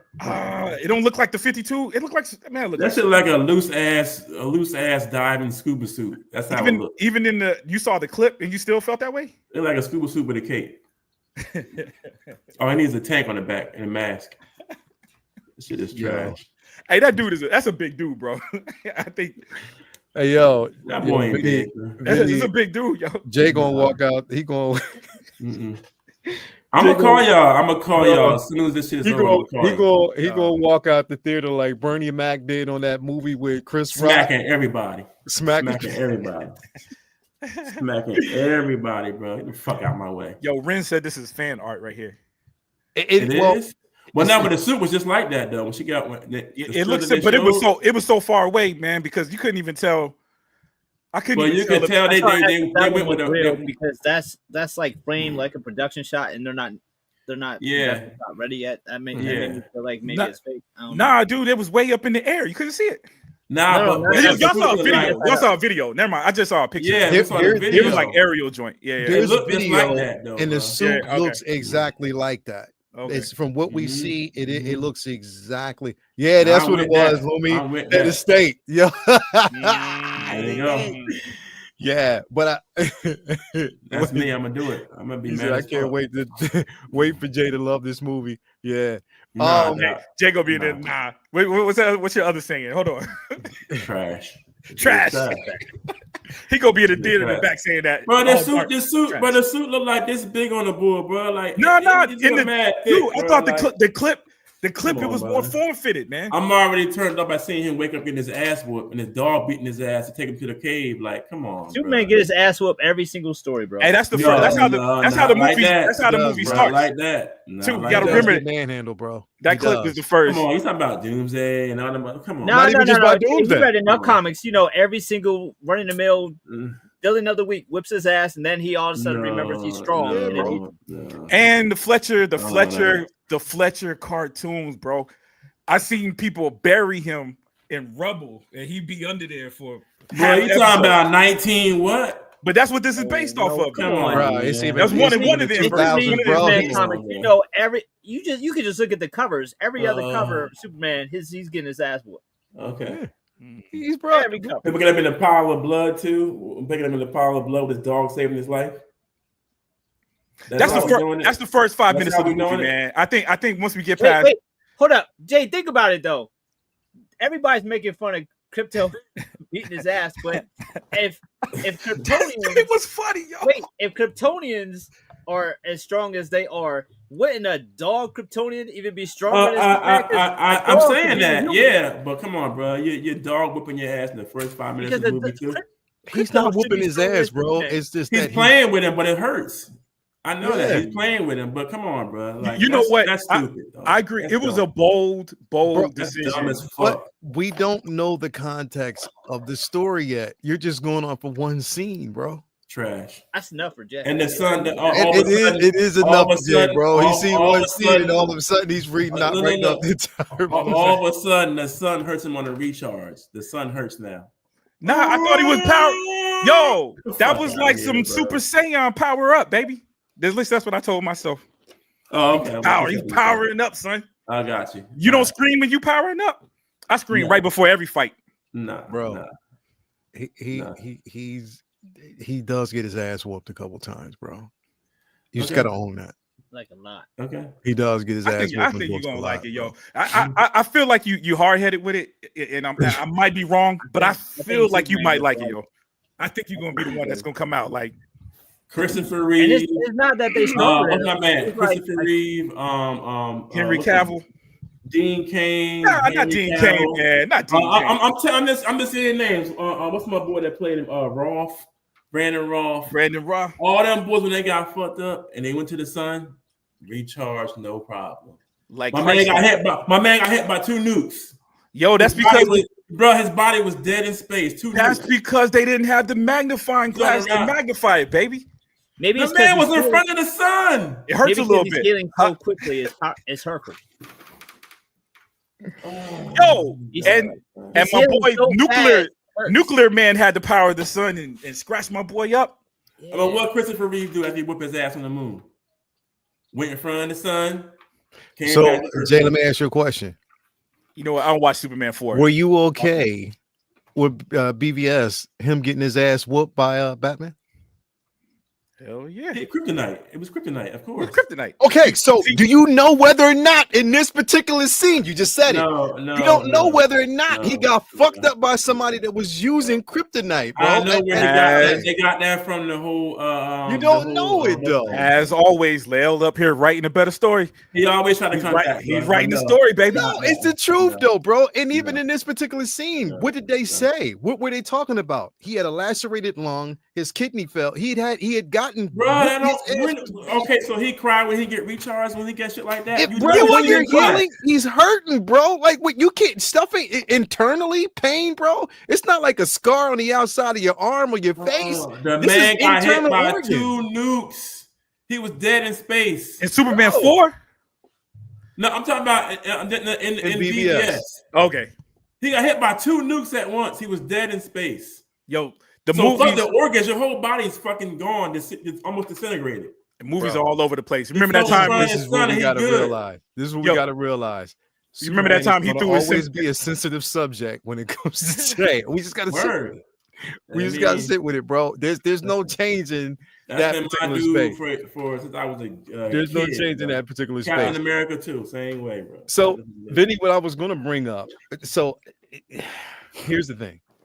The picture that came up earlier, which I wasn't going to bring up, is a concept art, or not even a concept, because you see this man in a suit. When I saw that fucking photo at first, I thought it was Mark fucking Hamill, bro. I'm not gonna lie. It looked like Mark Hamill. It looked like Mark Hamill, bro. The suit itself looks like Moff Gideon's suit from season 3 of The Mandalorian. So I was like, what the fuck is this? And that's when people were like, and the heading was Dr. Doom. This was concept, or this was a photo that was leaked. Now they're saying it wasn't basically a photo that was leaked. This is actually, well, it's a photo that was leaked, but it was like a press photo for like, it looked like a, like more of whatever. Photo. Can I say one thing? What's up? Vinny, can you put it on mute real quick? Yeah, go ahead. Did it have an arc reactor? It was an arc reactor showing. That's all I want to say. Yeah. All right, I'm done. Okay. Is that good or bad though? I don't know. That's what I'm saying. That's what I'm saying. So trash. There you go, Rance. It's trash. So in my humble opinion, I'm going to see it and I want to give them the benefit of doubt. But from first impression, it looks weak. Dude, I think it might have been a test. Y'all don't think it might be a test? You can see the background. Bruh, you don't think it might be a test? Bro. They always do that when they try to get the popular opinion from the interneters. Oath said, okay, so we have Oath who said the photo is fake. Is anybody else? So that I want to. Okay. This is what I'm gonna do. This is what I want to do. This is what I want to do, bro. I'm gonna do something I haven't done in a long time. And I'm gonna do it now. I'm gonna put a poll up while we're talking about this. I'm gonna put this poll up on Facebook, right? I mean on YouTube, right? So we're gonna do this. We're gonna put this poll up, and I want to see what the percentage is. Do you think the suit is fake, or do you think basically that what we're seeing right now is a real interpretation? So I want to see. I want to see what Marvel always. Can I tell you how I know it's fake? I'm gonna tell y'all my theory. Why? What's up? When's the last time Robert Downey Jr. wore full armor? Do you know? Iron Man 1. Iron Man 1. You think he's wearing a full suit of armor now? Well, this is a different iteration. He might have to try the whole thing on so they can do the CGI. The correct answer, sir, is no. I don't know. Dealing with a different set of armor. You might have to, because sometimes you have to put the whole. That's why I hate this fucking casting, because we shouldn't even be having this conversation. Exactly. There ain't no spoilers. No spoilers. Exactly. But what I'm saying is, we telling you this is all. I don't mean about the spoilers. Okay. I don't mean about the spoilers. I mean, that's not fucking Iron Man. Like Dr. Doom is Dr. Doom. Right. I agree. But Dr. Doom wear armor. So now you're doing all these fucking gymnastics to tie the two characters together because they had a couple what if stories over the course. Yeah. When he was Stark or whatever, bro. Y'all already know how I feel about the Robert Downey thing. I'm trying to be positive. I'm not gonna bring the photo up. I'm just saying. I took a negative spin. I'm trying to be more positive. Somebody blame it on my Spawn statue. Yeah. God. He done corrupted me, man. I'm just trying to be more positive, baby. Like maybe it'll work. But you're absolutely right, man. I'm not feeling the Robert Downey thing. I'm gonna go watch the movie. But for them to do CGI, they have to have a tangible suit first. Correct. And it did look like the whole mocap. it looked like Spawn statue. That Spawn statue, bro. Shots fired, bro. Shots fired, dog. Throw that away, dog. Yo, look, I'm not throwing this away. Shut your mouth, man. Shut your mouth. Get a resale on that. Shut your mouth, yo. Get a resale on that. You can hold it in one hand, baby. Bro, my man paid $300 for that. Yo, I wish, bro. I ain't even gonna pay for that. We'll go with that for now.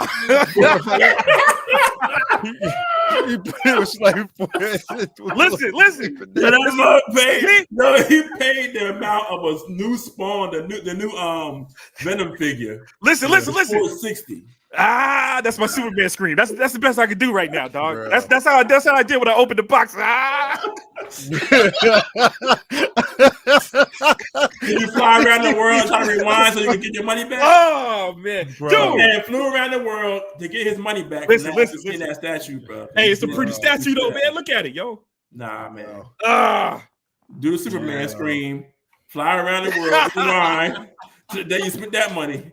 And stop yourself from spending that money. Yo, throw my logo at it. Oh yeah. And then Family Guy was like, "Yo, that was inconvenient." Yo. Oh man, I agree, Charlie. Hitler, would you? Well, actually, 400. So here's the thing. My point is, bro. If, in my opinion, if that is the suit,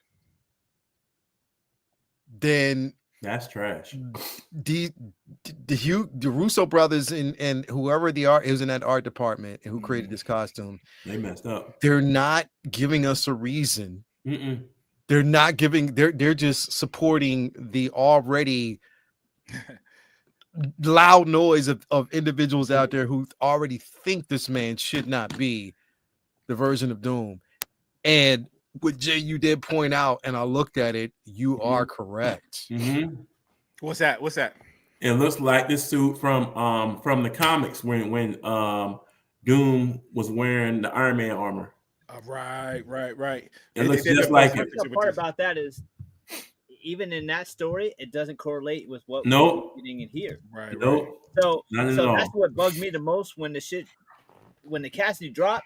People, of course, people who never read the fucking story Googled, is there any correlation between Iron Man and Dr. Doom, and found two stories. One's a fucking what if story. What if? Wouldn't make any sense in any context. And then the fucking Doom as taking the Iron Mantle story. When he died. Yeah, is that not around when Iron Man was like? It doesn't make fucking sense. Right. Is that not what Marvel does? Yes. Yeah. I feel like, except for Deadpool, you got a couple of things that are super accurate. And I'm not ahead. And again, as I tell everybody, I'm a movie lover. So when they deviate, it doesn't, because it's not going to destroy it. If they don't walk in my house and take my comic book out that box and burn it, I don't care what you do on the screen. I want to be entertained. You said wish somebody would. I wish somebody would. Your hospital. This is it. This is exactly. This is some iconic fucking story that we've all been waiting for them to fucking do something with. Nobody ever talks about this fucking story. This is not a beloved story that we'd finally get to see. And even if it was, this would be something that you do after, I don't know, like a dozen other fucking Dr. Doom movies.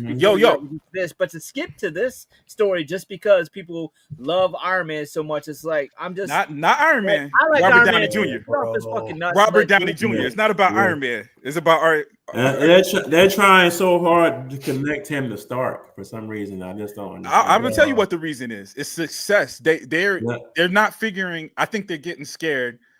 because they've taken risk to get in their defense. They've taken some risk and they've tried some things, and it hasn't been working out the way they want to work it. So they're trying to go back to form. Watch Doom be an evil variant of Stark at some point. You watch, and because I mean they did it even with the Hank Pym shit. Instead of having Hank Pym create Ultron, I gave it to Tony. It's like, well, that's what everybody's hoping, right? That it's not Tony. He just happens to look like fucking. He just happens to look like Tony Stark. That's stupid too. All of it's stupid. Mm-hmm. Until they prove me wrong, it's fucking retarded. It should at least have his face fucked up or something, bro. Like, yo, his hair was jacked up. His hair was long and white, but his hair was jacked up. And he's gonna have his mask off. That's the best we can do for you right now. Yeah. And what Vinny just said, he's never gonna have his mask on. It's gonna be off the whole time. The biggest ego in Hollywood. He's not gonna leave that mask on. Nope. Yeah, bro. I at first thought, and it just, I'm trying to give it the benefit of the doubt, but it's trash, bro. Yeah, it's not. Yeah. Now again, well here, okay. So this is what I'm thinking about, right? This is Doomsday. It's not Secret Wars. Exactly. So we know that Battle World is going to be different. Yep. The only way that you can make me a believer is that if in this particular world, this version of Doom gets absolutely obliterated by the real Doom by the end of this movie. You like a better movie, dog. Oh, like when he killed he killed a variant of himself. What book was that? But here's the reason why I'm not hopeful for that. The first reason is his contract because it's multiple films. The second reason I'm not hopeful for that. We know that he's contracted for multiple films. Yep. Yeah. Yeah, he's contracted for this and Secret Wars as Doom. In both, we just know that he's coming back. Doom, but that's even worse. If he's switching from character to character, it's gonna make it. That's gonna be even worse, bro. Yeah, man. Yeah. But the problem is, all right. So if he's Doom in Doomsday, and then let's say, benefit of the doubt, he's killed off. Maybe he's the Doom from the universe Fantastic Four are coming from, and then it makes way for a Doom that just happens to be, in MCU verse. I don't like calling it 616. Whoever they cast as that Doom, you're gonna have outcry, outrage because it's not Robert Downey Jr. It should be hitting like. Yeah. Yeah, because they already put it out in the air, right? Yep. Yeah, because because it's there now. Like people who they did this for are going to push back against it being somebody else in the future. Yeah. And then in the little when they let go of those sketches that got out of the sets, they showed Doom sitting on the throne, right, with the mask on. So okay, so wait a minute, is he gonna have it on? Because you already know Robert Downey RDJ gonna have that face out. Y'all being kind, because when he was first cast, I didn't think he was even going to be on the set. I thought he was just going to be voicing the character. That's what I was hoping. Me too. I was hoping. I was like, man, it's RDJ, bro. He gonna be up there joking and He's gonna be there. He's gonna be there. So it's like, I don't know, bro. Like, but seeing that suit today, I'm like, man, this is fucking infamous Iron Man, dog. And Foggy's pissing me off, telling us shit. Oh. X-Men and blah blah blah. Everybody's gonna be fighting Doom. Like, yo, shut the fuck up. Let us watch. Yeah. Who's this? The Russo brothers? Nah, Feige. Kevin Feige, bro. Who's talking about Spider-Man, Wolverine team ups and all this bullshit? Yeah. Well, I need the black suit Spider-Man though. Yo, it just seems so desperate, yo. Yeah. I'll take it. Please come watch the movie. I'm telling you what's in it. Spider-Man, Wolverine team up. X-Men will fight Doom. Doom. Well, you know what? Russo brothers, man. I do trust them. And Ryan Coogler. Yeah, but this suit, Ryan I don't Coogler, trust man. the suit. I don't trust the suit. It's that suit to down his ass. The suit is garbage to me, bro. And I'm just saying it, and I try not to be as harsh. Bro, it's like a stealth suit. It's a stealth suit. A fan of the fucking suit, bro. It's a stealth suit Iron Man. It's a stealth Iron Man suit with a cape. Yeah, I'm just not. That's it, bro. I'm just not. Anyway, I want to move and digress from this, bro. Vinny, I don't want to bring it up, but that's what it's when you get a chance, whatever. I want to talk about this next. Daredevil Born Again, episode 8. Very good. Which okay. Excellent. So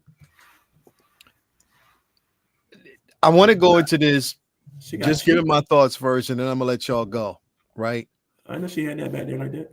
So this episode, just as well as the last episode, and again, because this is episode 8, we're going into the season finale tomorrow. Mm-hmm. And the way I've thought about this season thus far, and this is just me, my personal opinion, it's good. It's not great. Oh no, not great to me. And I reason why, one is they had me and I was on board with it, but the Muse situation kind of pissed me off, but I can get over that. It was something that kind of stuck out like a sore thumb, and I couldn't, it was just something about what I was watching, and I hate to compare it. I was like, I'm not going to compare this to the Netflix show. It's just not. Something that started out, I was like, okay, there's elements here. It got so annoying as the season went on. Two things. The news girl. The news, the whole New York cover, that shit I hate that shit. I hate that shit annoyed me. But another thing that annoys me is the pacing. Yeah. Shit is happening way too quick. Yeah. Like it's moving way too fucking quick. Because I'm gonna tell you where it kind of stuck out to me in this particular episode. It was a conversation that he basically had with Bullseye. It was too quick. That shit was quick as fuck. He's in prison, he visits him, and then he's out. Yeah. It was too quick. There has, to me, I felt as though in certain scenes there has to be motivation and build, intention and shit like that. I enjoyed it. Don't get me wrong. I'm not saying it's bad, but it hasn't super duper impressed me like I wanted it to. And it's mainly because of the pacing issues and that whole fucking New York undercover shit. I hate it, bro. I fucking hate it, bro. Throwback on unless it pays off. Unless there's a big payoff. And I want to see how it's going to be in the last episode. Oh, and number 3. They really haven't given us enough scenes with him in the fucking suit, bro. No. But remember, I can be okay with that. I can be okay with that to a certain degree, bro. But that's one of the things that I even, in a sense, hated about the fucking Netflix show, is because they spent so much time of him outside of the suit. Yeah. And I'm like, yo, don't go this fucking route here, bro. The last season, right? Because I felt like they did good the first 2 seasons. That dude was beating everybody up. Bro, he felt more beating in the fucking suit and She-Hulk than this. But you know, remember they say literally the original version of the Disney show, he wasn't in the suit at all. Period. Yeah. So they add that shit in. That they're intertwining between both seasons. Yeah. And they're kind of cutting and pasting pieces in here. I can get that. I can get that. But I just yeah, bro. Anyone feel like Michael Gandalf's character is soup? Yeah, bro. Yeah. I can do without him, bro. Which one is Gandalf? I agree. His Gandolfini's is his. Now here's the thing, though, but there's an importance for that character. Which one is I think the importance of it is that that's his little assistant. His assistants, yeah. Oh, Kingpin is setting that motherfucker up for a fall. I hope so. He's setting him up to be the fall guy, like straight up, and you can automatically see it and smell it from a mile away. He is. Yeah. And this motherfucker's too dumb. Yeah. To fucking see it. I'll die for you, sir. Yeah, all of that. He told him if he messed up again, he'd kill him. And the internet has been lighting chick up for the scene when she was like, Daredevil didn't save me, I saved myself. Yo, that was like, you know what that reminded me of? We're the Flash. Yeah, right. It reminded me of Art West, when she was like, no, you're not the Flash. We're the Flash. We're the Flash. Yeah. Shut the hell up. So that's what I'm saying, bro. Like just little things that I'm like, okay, the pacing issues and where they're going with this, I don't know. It just kind of like, but I still like the episode. Even the episode before this with Muse. I hate that choice because he was a throwaway fucking character and he's more important than that. After you hyped it up and you knew fans wanted to see this fucking character. Yeah. you did him that fucking dirty, bro. And I thought there was going to be a payoff, and there definitely wasn't. Vinny, go ahead. His girlfriend too, bro. Oh, my bad. Yeah, yeah, it's true. I feel a little differently on this one. It's this was one of my favorite episodes. And all the reasons that you had with the suit and the pacing, I feel like are definitely valid with the general scope of the show. Like I definitely feel like they could have made people a little bit happier with giving them, a little bit more to suit. But I understand the point of where they're going story wise with him not being in the suit till probably after this episode because of what happens. But taking this episode and just looking at it for what it is within the confines of this episode, having the interactions with Dex and Kingpin and Vanessa here, I felt like all those were just like peak moments of the show. And then I think the crescendo build towards this gala or whatever was just one of the most like beautifully shot finales to an episode period. You had like the blue and whites for Bullseye's colors, and you had the reds for Matt and Vanessa, and the whites for Kingpin. And then you had the music. The music was so fucking fire. And then the way that they haven't really used it much, but the visual cues for when he's using his hearing and the distortion of the screen to the different the aspect ratio changes. Aspect ratios was phenomenal. 2 different cameras, yeah. And just the like shit like Kingpin talking shit to Daredevil because he knew he could hear him from way across the room. Like that was just that was dope. It was just so much of that. And then Bullseye, his escape was amazing too. There's people who think that like Matt tried to let Bullseye out, but it's like, nah, if I bang your head against the table, I'm not gonna assume you might break your teeth. That's a head injury, not a mouth injury. So I don't think he planned that. But his escape was incredible. Bullseye is definitely, that's his Joker. Kingpin's on some other shit. Like that's he's a menace. I loved the episode. I love the pacing, all that in this particular episode. The issues with the action and stuff like that, I agree that are valid over the course of the season. But with this episode, I felt like it was just really, really special. And I just love the way that they tackled so much of what they did to get here. Absolutely, the chicks got to go. Like that was horrible. Like you were going on a mirror, lady. Like he had you sliced and diced. You was gone. He showed up and gave you the opportunity to kill him. Otherwise, you hate vigilantes. Bye.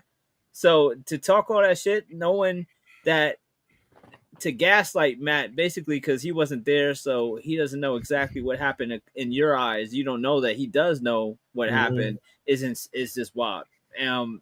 So that was interesting, and we'll see where that goes. But I think that the direction of this episode was fire, and the music and the pacing and the cinematography and the choice of the colors at the end just really like drove it home. Hopefully there's a little bit of a time skip or something where he's healed and we do get to see him like at post healing up and then gets to just be Daredevil and then, fulfill the title, with Born Again and just be Daredevil again. And then they wrap up the Punisher shit or whatever they do. But we're once again in that moment that we get with a lot of Disney Plus Marvel shows where here in episode 8, they got whole bunch of shit to finish and wrap up and explain what's going to be going on. So because they got to circle back to the corrupt cops without making it feel forced. It's a lot. They got the task force. Like it's going to be difficult to make it feel organic, tying up the loose ends. But of course, there's season 2 coming, which looks like the season 2 is probably like damn near done. So it shouldn't be too long a wait in between seasons. So I dug it. I here's the thing, bro, and I think it's just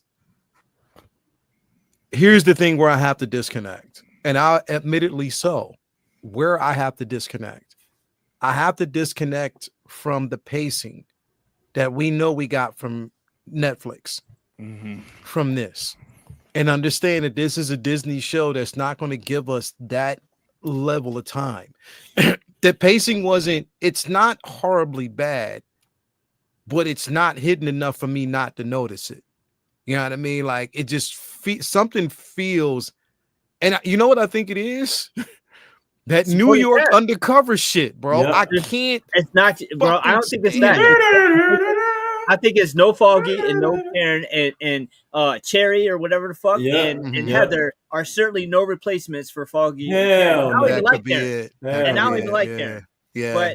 But she's just like a she's important. She's already established. Karen. Yeah. I mean, like if you're gonna replace that female character, it has to be with somebody with weight, and there is no that. There's no Elektra here. No.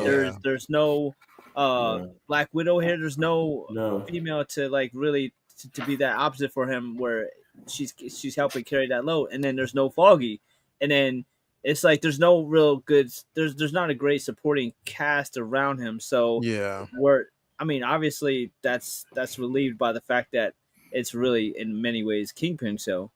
Mm-hmm. Yeah, but and that's what and that's what it could be. That it is built up for him as the mayor to be a more. It's a Kingpin's as ascension. Yeah, you know what I mean. So that's basically what we're watching. Him, how he keeps the corrupt and use that corruption to his advantage. Jay, you was going to say something. Go ahead, Jay. Yeah, but your baby said it perfectly. Skylar, I'm definitely with her, bro, because the girlfriend, that shit seems so fake. Their relationship, it seems so. It was quick. I don't know. It didn't feel organic. It's not organic. Not at all, bro. And then with her with the whole I hate vigilante type shit.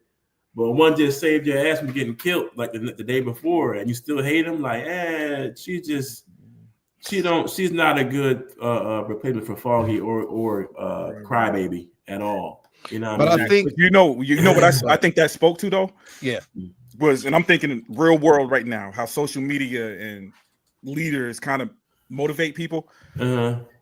You weaponize someone's victimization. You know what I'm saying? Like she went through something.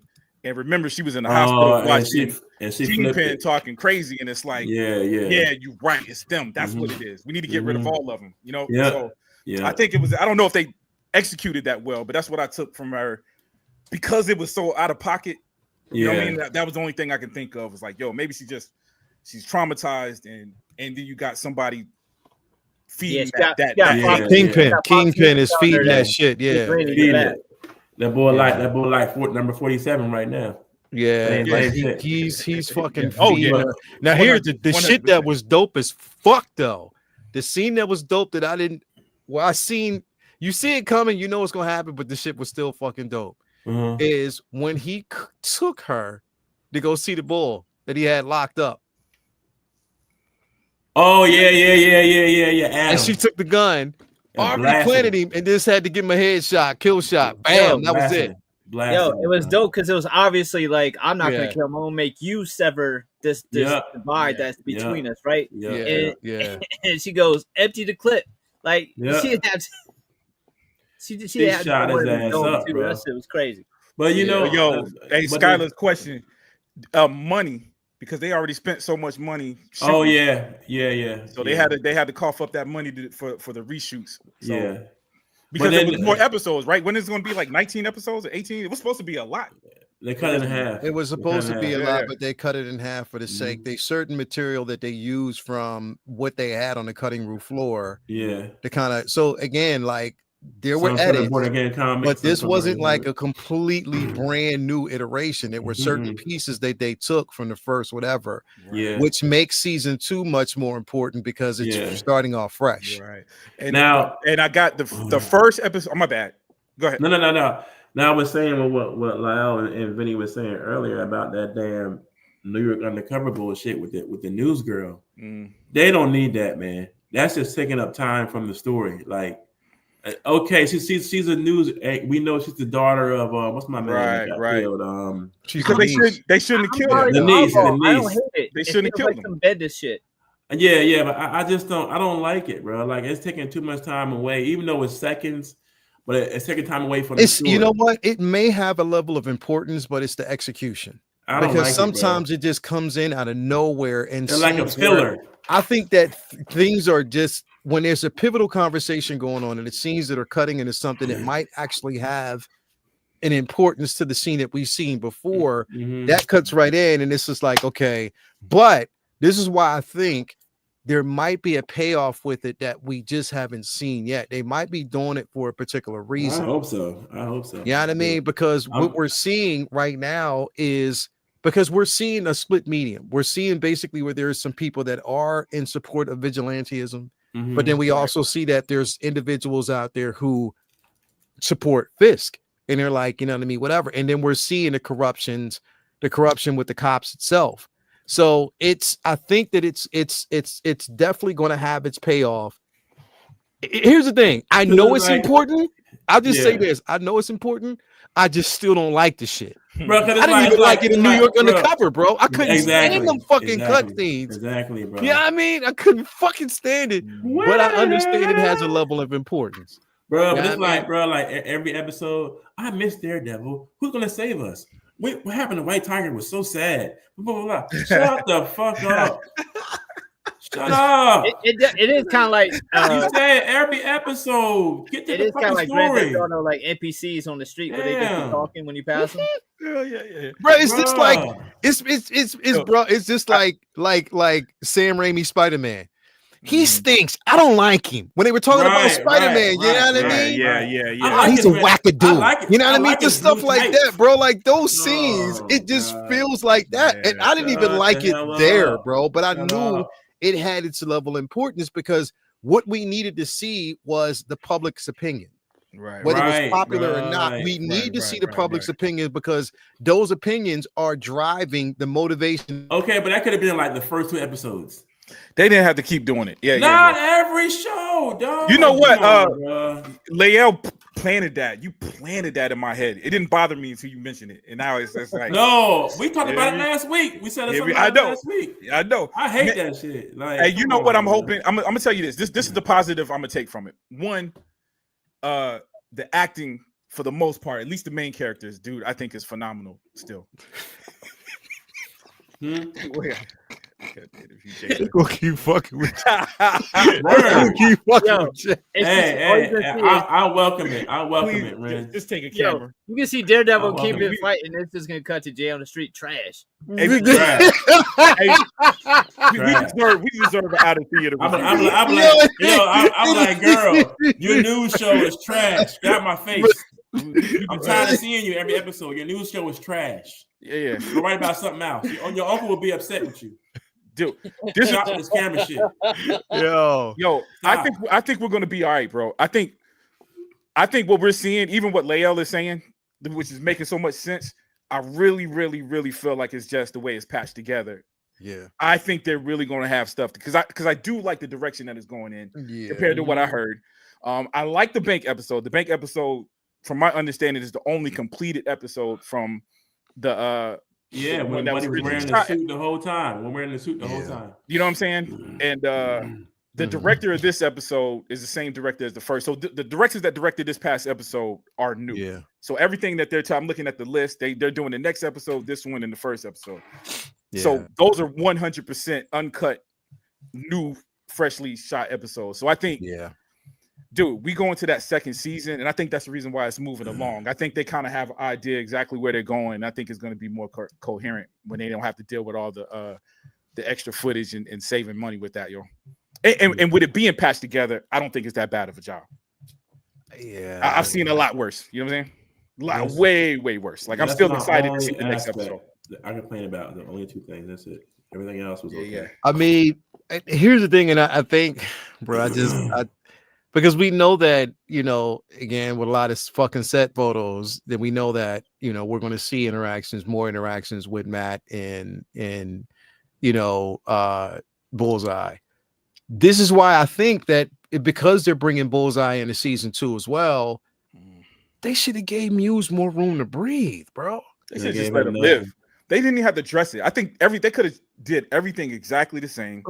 Let him live, and then we could have fleshed out more with him later, yo. Because that's what I thought was going to happen. I thought they were introducing a villain that will always linger. You know what I'm saying? But here's the thing: the revelation that, again, this is why I believe, bro. This is kind of weird, but the revelation that we actually got, that she was involved in the whole situation with Foggy. Mm-hmm. Right. It's not too far out of reach, bro. That that's what Robert Downey Jr. It's not far out of reach that fucking. Okay, so Vinny, let me ask you this question. Would you be upset if Foggy is still alive? I'm telling you, like Ricky Ricard, they got some Spain to do. It was like the comics. I'm telling you, it's not like the comics. Daredevil, like he faked. Daredevil helped Foggy. They faked it. They faked it. Though, that's totally different than Foggy being right there and Daredevil hearing him taking his last breath. Well, yeah. So like you would be tricked. How would you have tricked? And maybe because maybe even he if died, maybe they brought him back. Even if it was, they could have that, but they could have did that too. What? They could have maybe he died there, and they got in the ambulance in the truck. They might have brought him back. I don't know why I said that because that's a stupid idea. If they could have. This the comics now. We're talking about not real life. This is exactly, Rand. Somehow Foggy returned. Like it don't. It's fucking. It's the only. It's better than him coming back as a twin brother. But see, here's what I'm saying. Like, don't do the twin brother storyline. As much as we say, don't do that shit. But as much as we say they won't do that, or they would have to explain the name, because they might use aspects of it and just completely deviate. That's what I'm away saying from that story. Because here's the thing: what if, in fact, what if Matt really was in on it and they just did that shit? Number one, to hide that shit from, and I'm not saying here's the thing is I'm not saying that this is in cohort facts and this is what they're doing. Yeah. Like sometimes there's certain things that you shouldn't tell Karen at all. Oh my God, she's gonna start crying. There's certain things you shouldn't let her know. And again, who knows what the fuck? We're not gonna find shit out, probably until tomorrow anyway. Who knows what the fuck direction they're gonna go with this? Yo, but Matt was. I just hope that tomorrow's episode they don't show no more New York undercover shit, bro. Just let that episode play out. Just let it play out, bro. Let it definitely play out. But it was like, again, I don't want people to think that I'm completely bagging on the entire season. No, I'm not. I love the season, but it's just certain things that I got to be critical about from my viewing standpoint. From my vantage point, it's just pacing issues to seem a little bit teeny bit off. Yeah. And that New York undercover shit gotta go. And the characters. Not being able to attach to all the characters. Some of these new characters. Yeah, because like it's kind of hard to attach to them. The shorty he with, bro, she is lame, dog. The psychologist, I don't like. She is whack. They look. Yeah, she gotta go, and Cherry gotta go. Cherry. Yeah, I hope they need to shoot her. Cherry's the lawyer. He's like what is he, like an ex-cop or something? He's an ex-cop. Yeah. He's whack too. I'm sorry. Yeah, that's the girlfriend and his homeboy, his little Robin, his sidekick. They both are lame. Yeah, we'll see how it's gonna go. I mean, there must be a plan. We just got to definitely see how that's just gonna play out. But so far, I'm just like, I don't know. In the interest of time, what we're gonna do, we're gonna actually save the artist of the week until next week, and we're gonna also save Wonder Woman. You said my bad. Yeah, we're gonna also save Absolute Wonder Woman until next week as well. We'll talk about that and some more things, because like I said, it's getting late. Do want to get out of here. Thank you guys, everybody out there, for definitely watching, man, and being with us. Jay, what you got going down, man, besides cheeks? Trying to feel better. I'm glad I made it to the show, boy. I was feeling like shit. I'm glad I made it. That Superman talk gave you some energy, bro. It sure did, bro. I was about to pass out, dog. Man, that shit woke me up, man. You want it. You are on it, bro. No, I mean, I'm relaxing this week. I got a couple more classes to finish up, and I'm done. And then taking the car to get the tags on, I think. Thursday. Yeah, you was flexing hard with that shit, bro. I was like, man, take that shit down, man. I had to, bro. I had to flex a little bit, bro. I got a car fucking up, man. Take that shit down, man. Go ahead. Go to the what you call it, man. You done paid that car off. Go to the dealership. Stop playing around. Nah, bro, I ain't trying to get no. It's a great time to buy right now. You think it's a great time to buy? Hell yeah. It's the last time to buy, bro. Nah, shit. Nah, you got these motherfuckers trying to. They bleeding money there, bro. They trying to get anything that they can get. Fuck now, bro. Right now, trying to get especially the automotive industry is. They giving cars away, dog. Yeah, they are. They giving cars away. They stressing. They trying to find a reason to say, "Yeah, take these keys, bro." They, especially in Orlando, especially in Orlando area. See, when I lived in Fort Lauderdale, Miami, the car I got now would have been double the price because you down in Showboat World. Right. Like Orlando, St. Cloud area, like they more laid back. They more. I don't need to buy that. I'm good with my pickup truck. Yeah. Shit, the Mercedes and BMWs, the prices come down. So I say, you know what? I'm on it. I saw that price.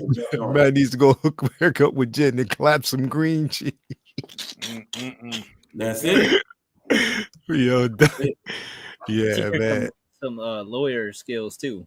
Yeah, definitely, man. He'll pick out with some shit. I'd rather him be with his partner than damn the psychologist, the girl from his firm.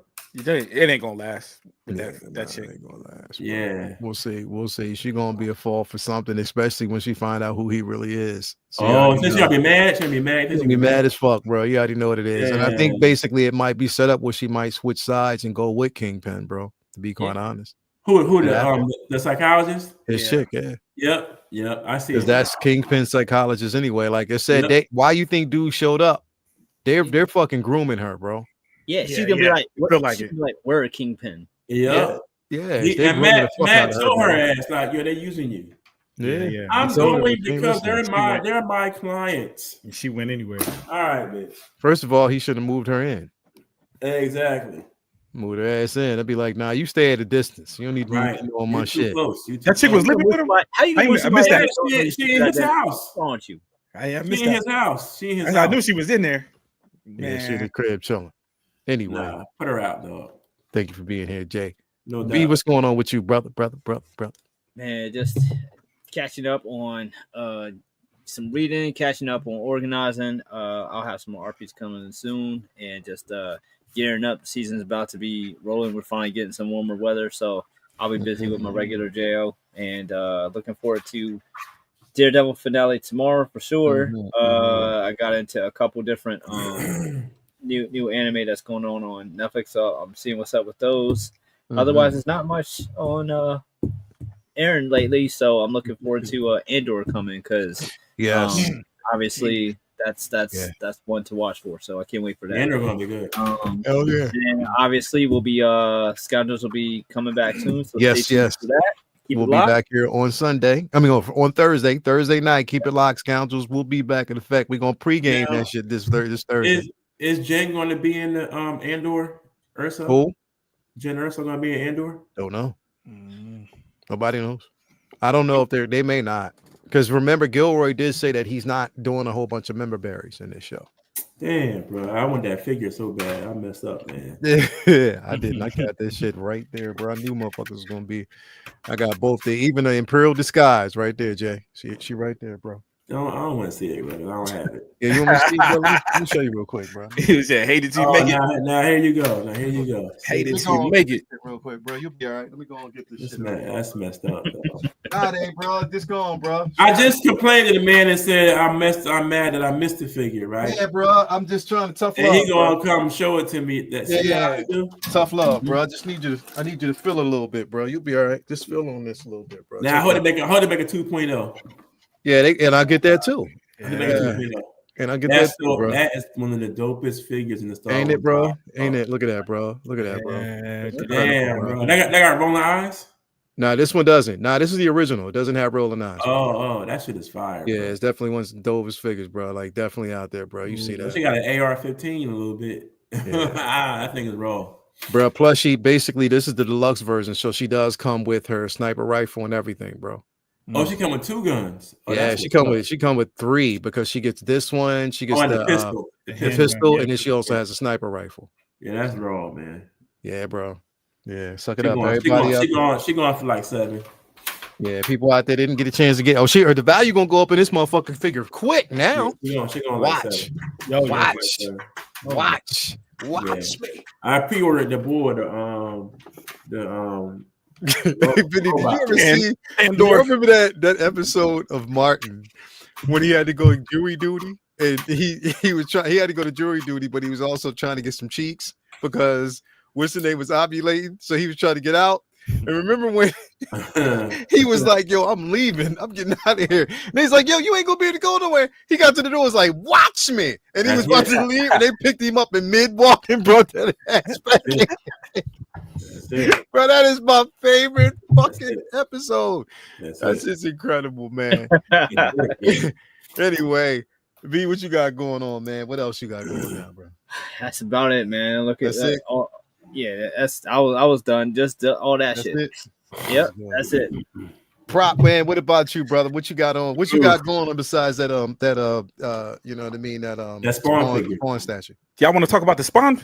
Nah, man. I knew it was coming.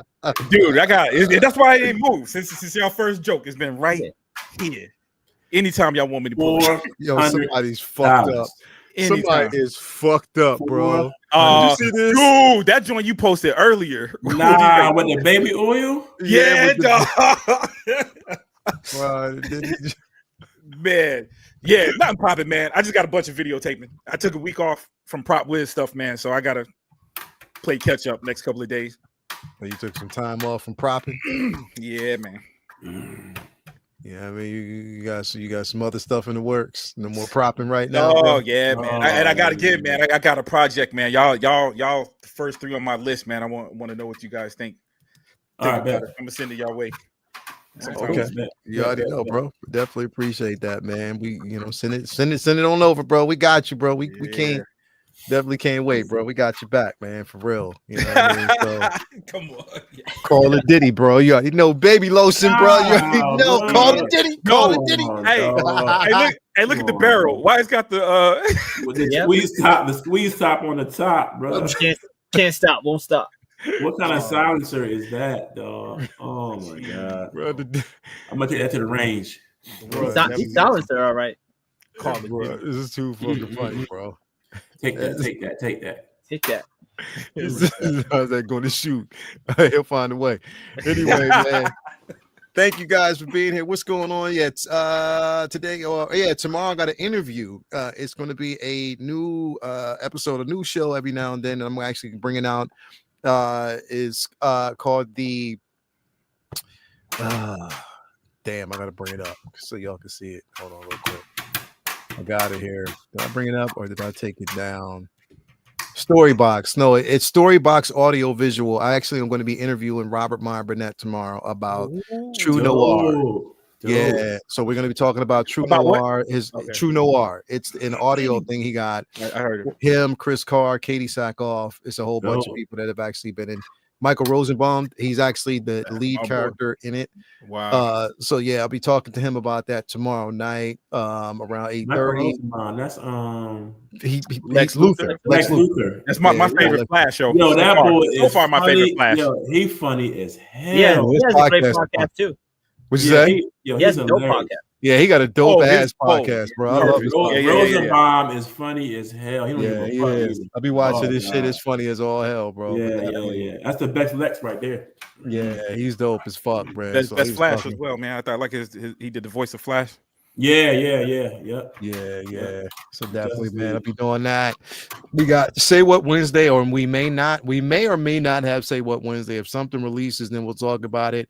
Have to wait till tonight and see. Renz, do your job. Renz, do your job. I'll see it by midnight tonight. I'll see it. Yeah, probably by midnight tonight. Or later on, we'll know basically it's going to be something then. So we might have a Say What Wednesday, Uncivilized Scoundrels on Thursday. And after that, Friday, I'll be in New York. They're still going to do a Figure Flex Friday. So basically, we'll see about that. But other than that, hold up. There's something. I ain't on them damn Cos babies, man. He gonna send me the Cos babies, bro. I ain't doing them damn Cos babies. Anyway, a lot coming, man. But anyway, thank you guys for being here. Another successful night. Tune in next. Am I gonna be doing it next week? Because I'm gonna be in New York. I don't know. We'll see. I might be doing it next week, but I'll let y'all know. If I do it in New York next month, yeah, you know what? As a matter of fact, I think I will probably be doing it. I'll probably bring my daughter on with me from Australia so y'all can all meet her, stuff like that. That should be fun. What else? You gotta show them keys, bro. Sorry. He got that for $149 on clearance at the test sale. I know, bro. The keys. About right. That's about right. Damn keys. You got all them deals, man. Listen, man. I put my ear to the street. I want them low prices. No prices. I ain't trying to pay $400 for no Spawn statue. Anyway. Man, we are out. He gonna never let you put that down. Everybody take care of yourself, man. We can talk to y'all later, man. We are out. Don't read that absolute Spawn. Don't read that absolute Spawn. No. We out, man. Peace. Talk to y'all guys later. Peace out. That shit's stupid.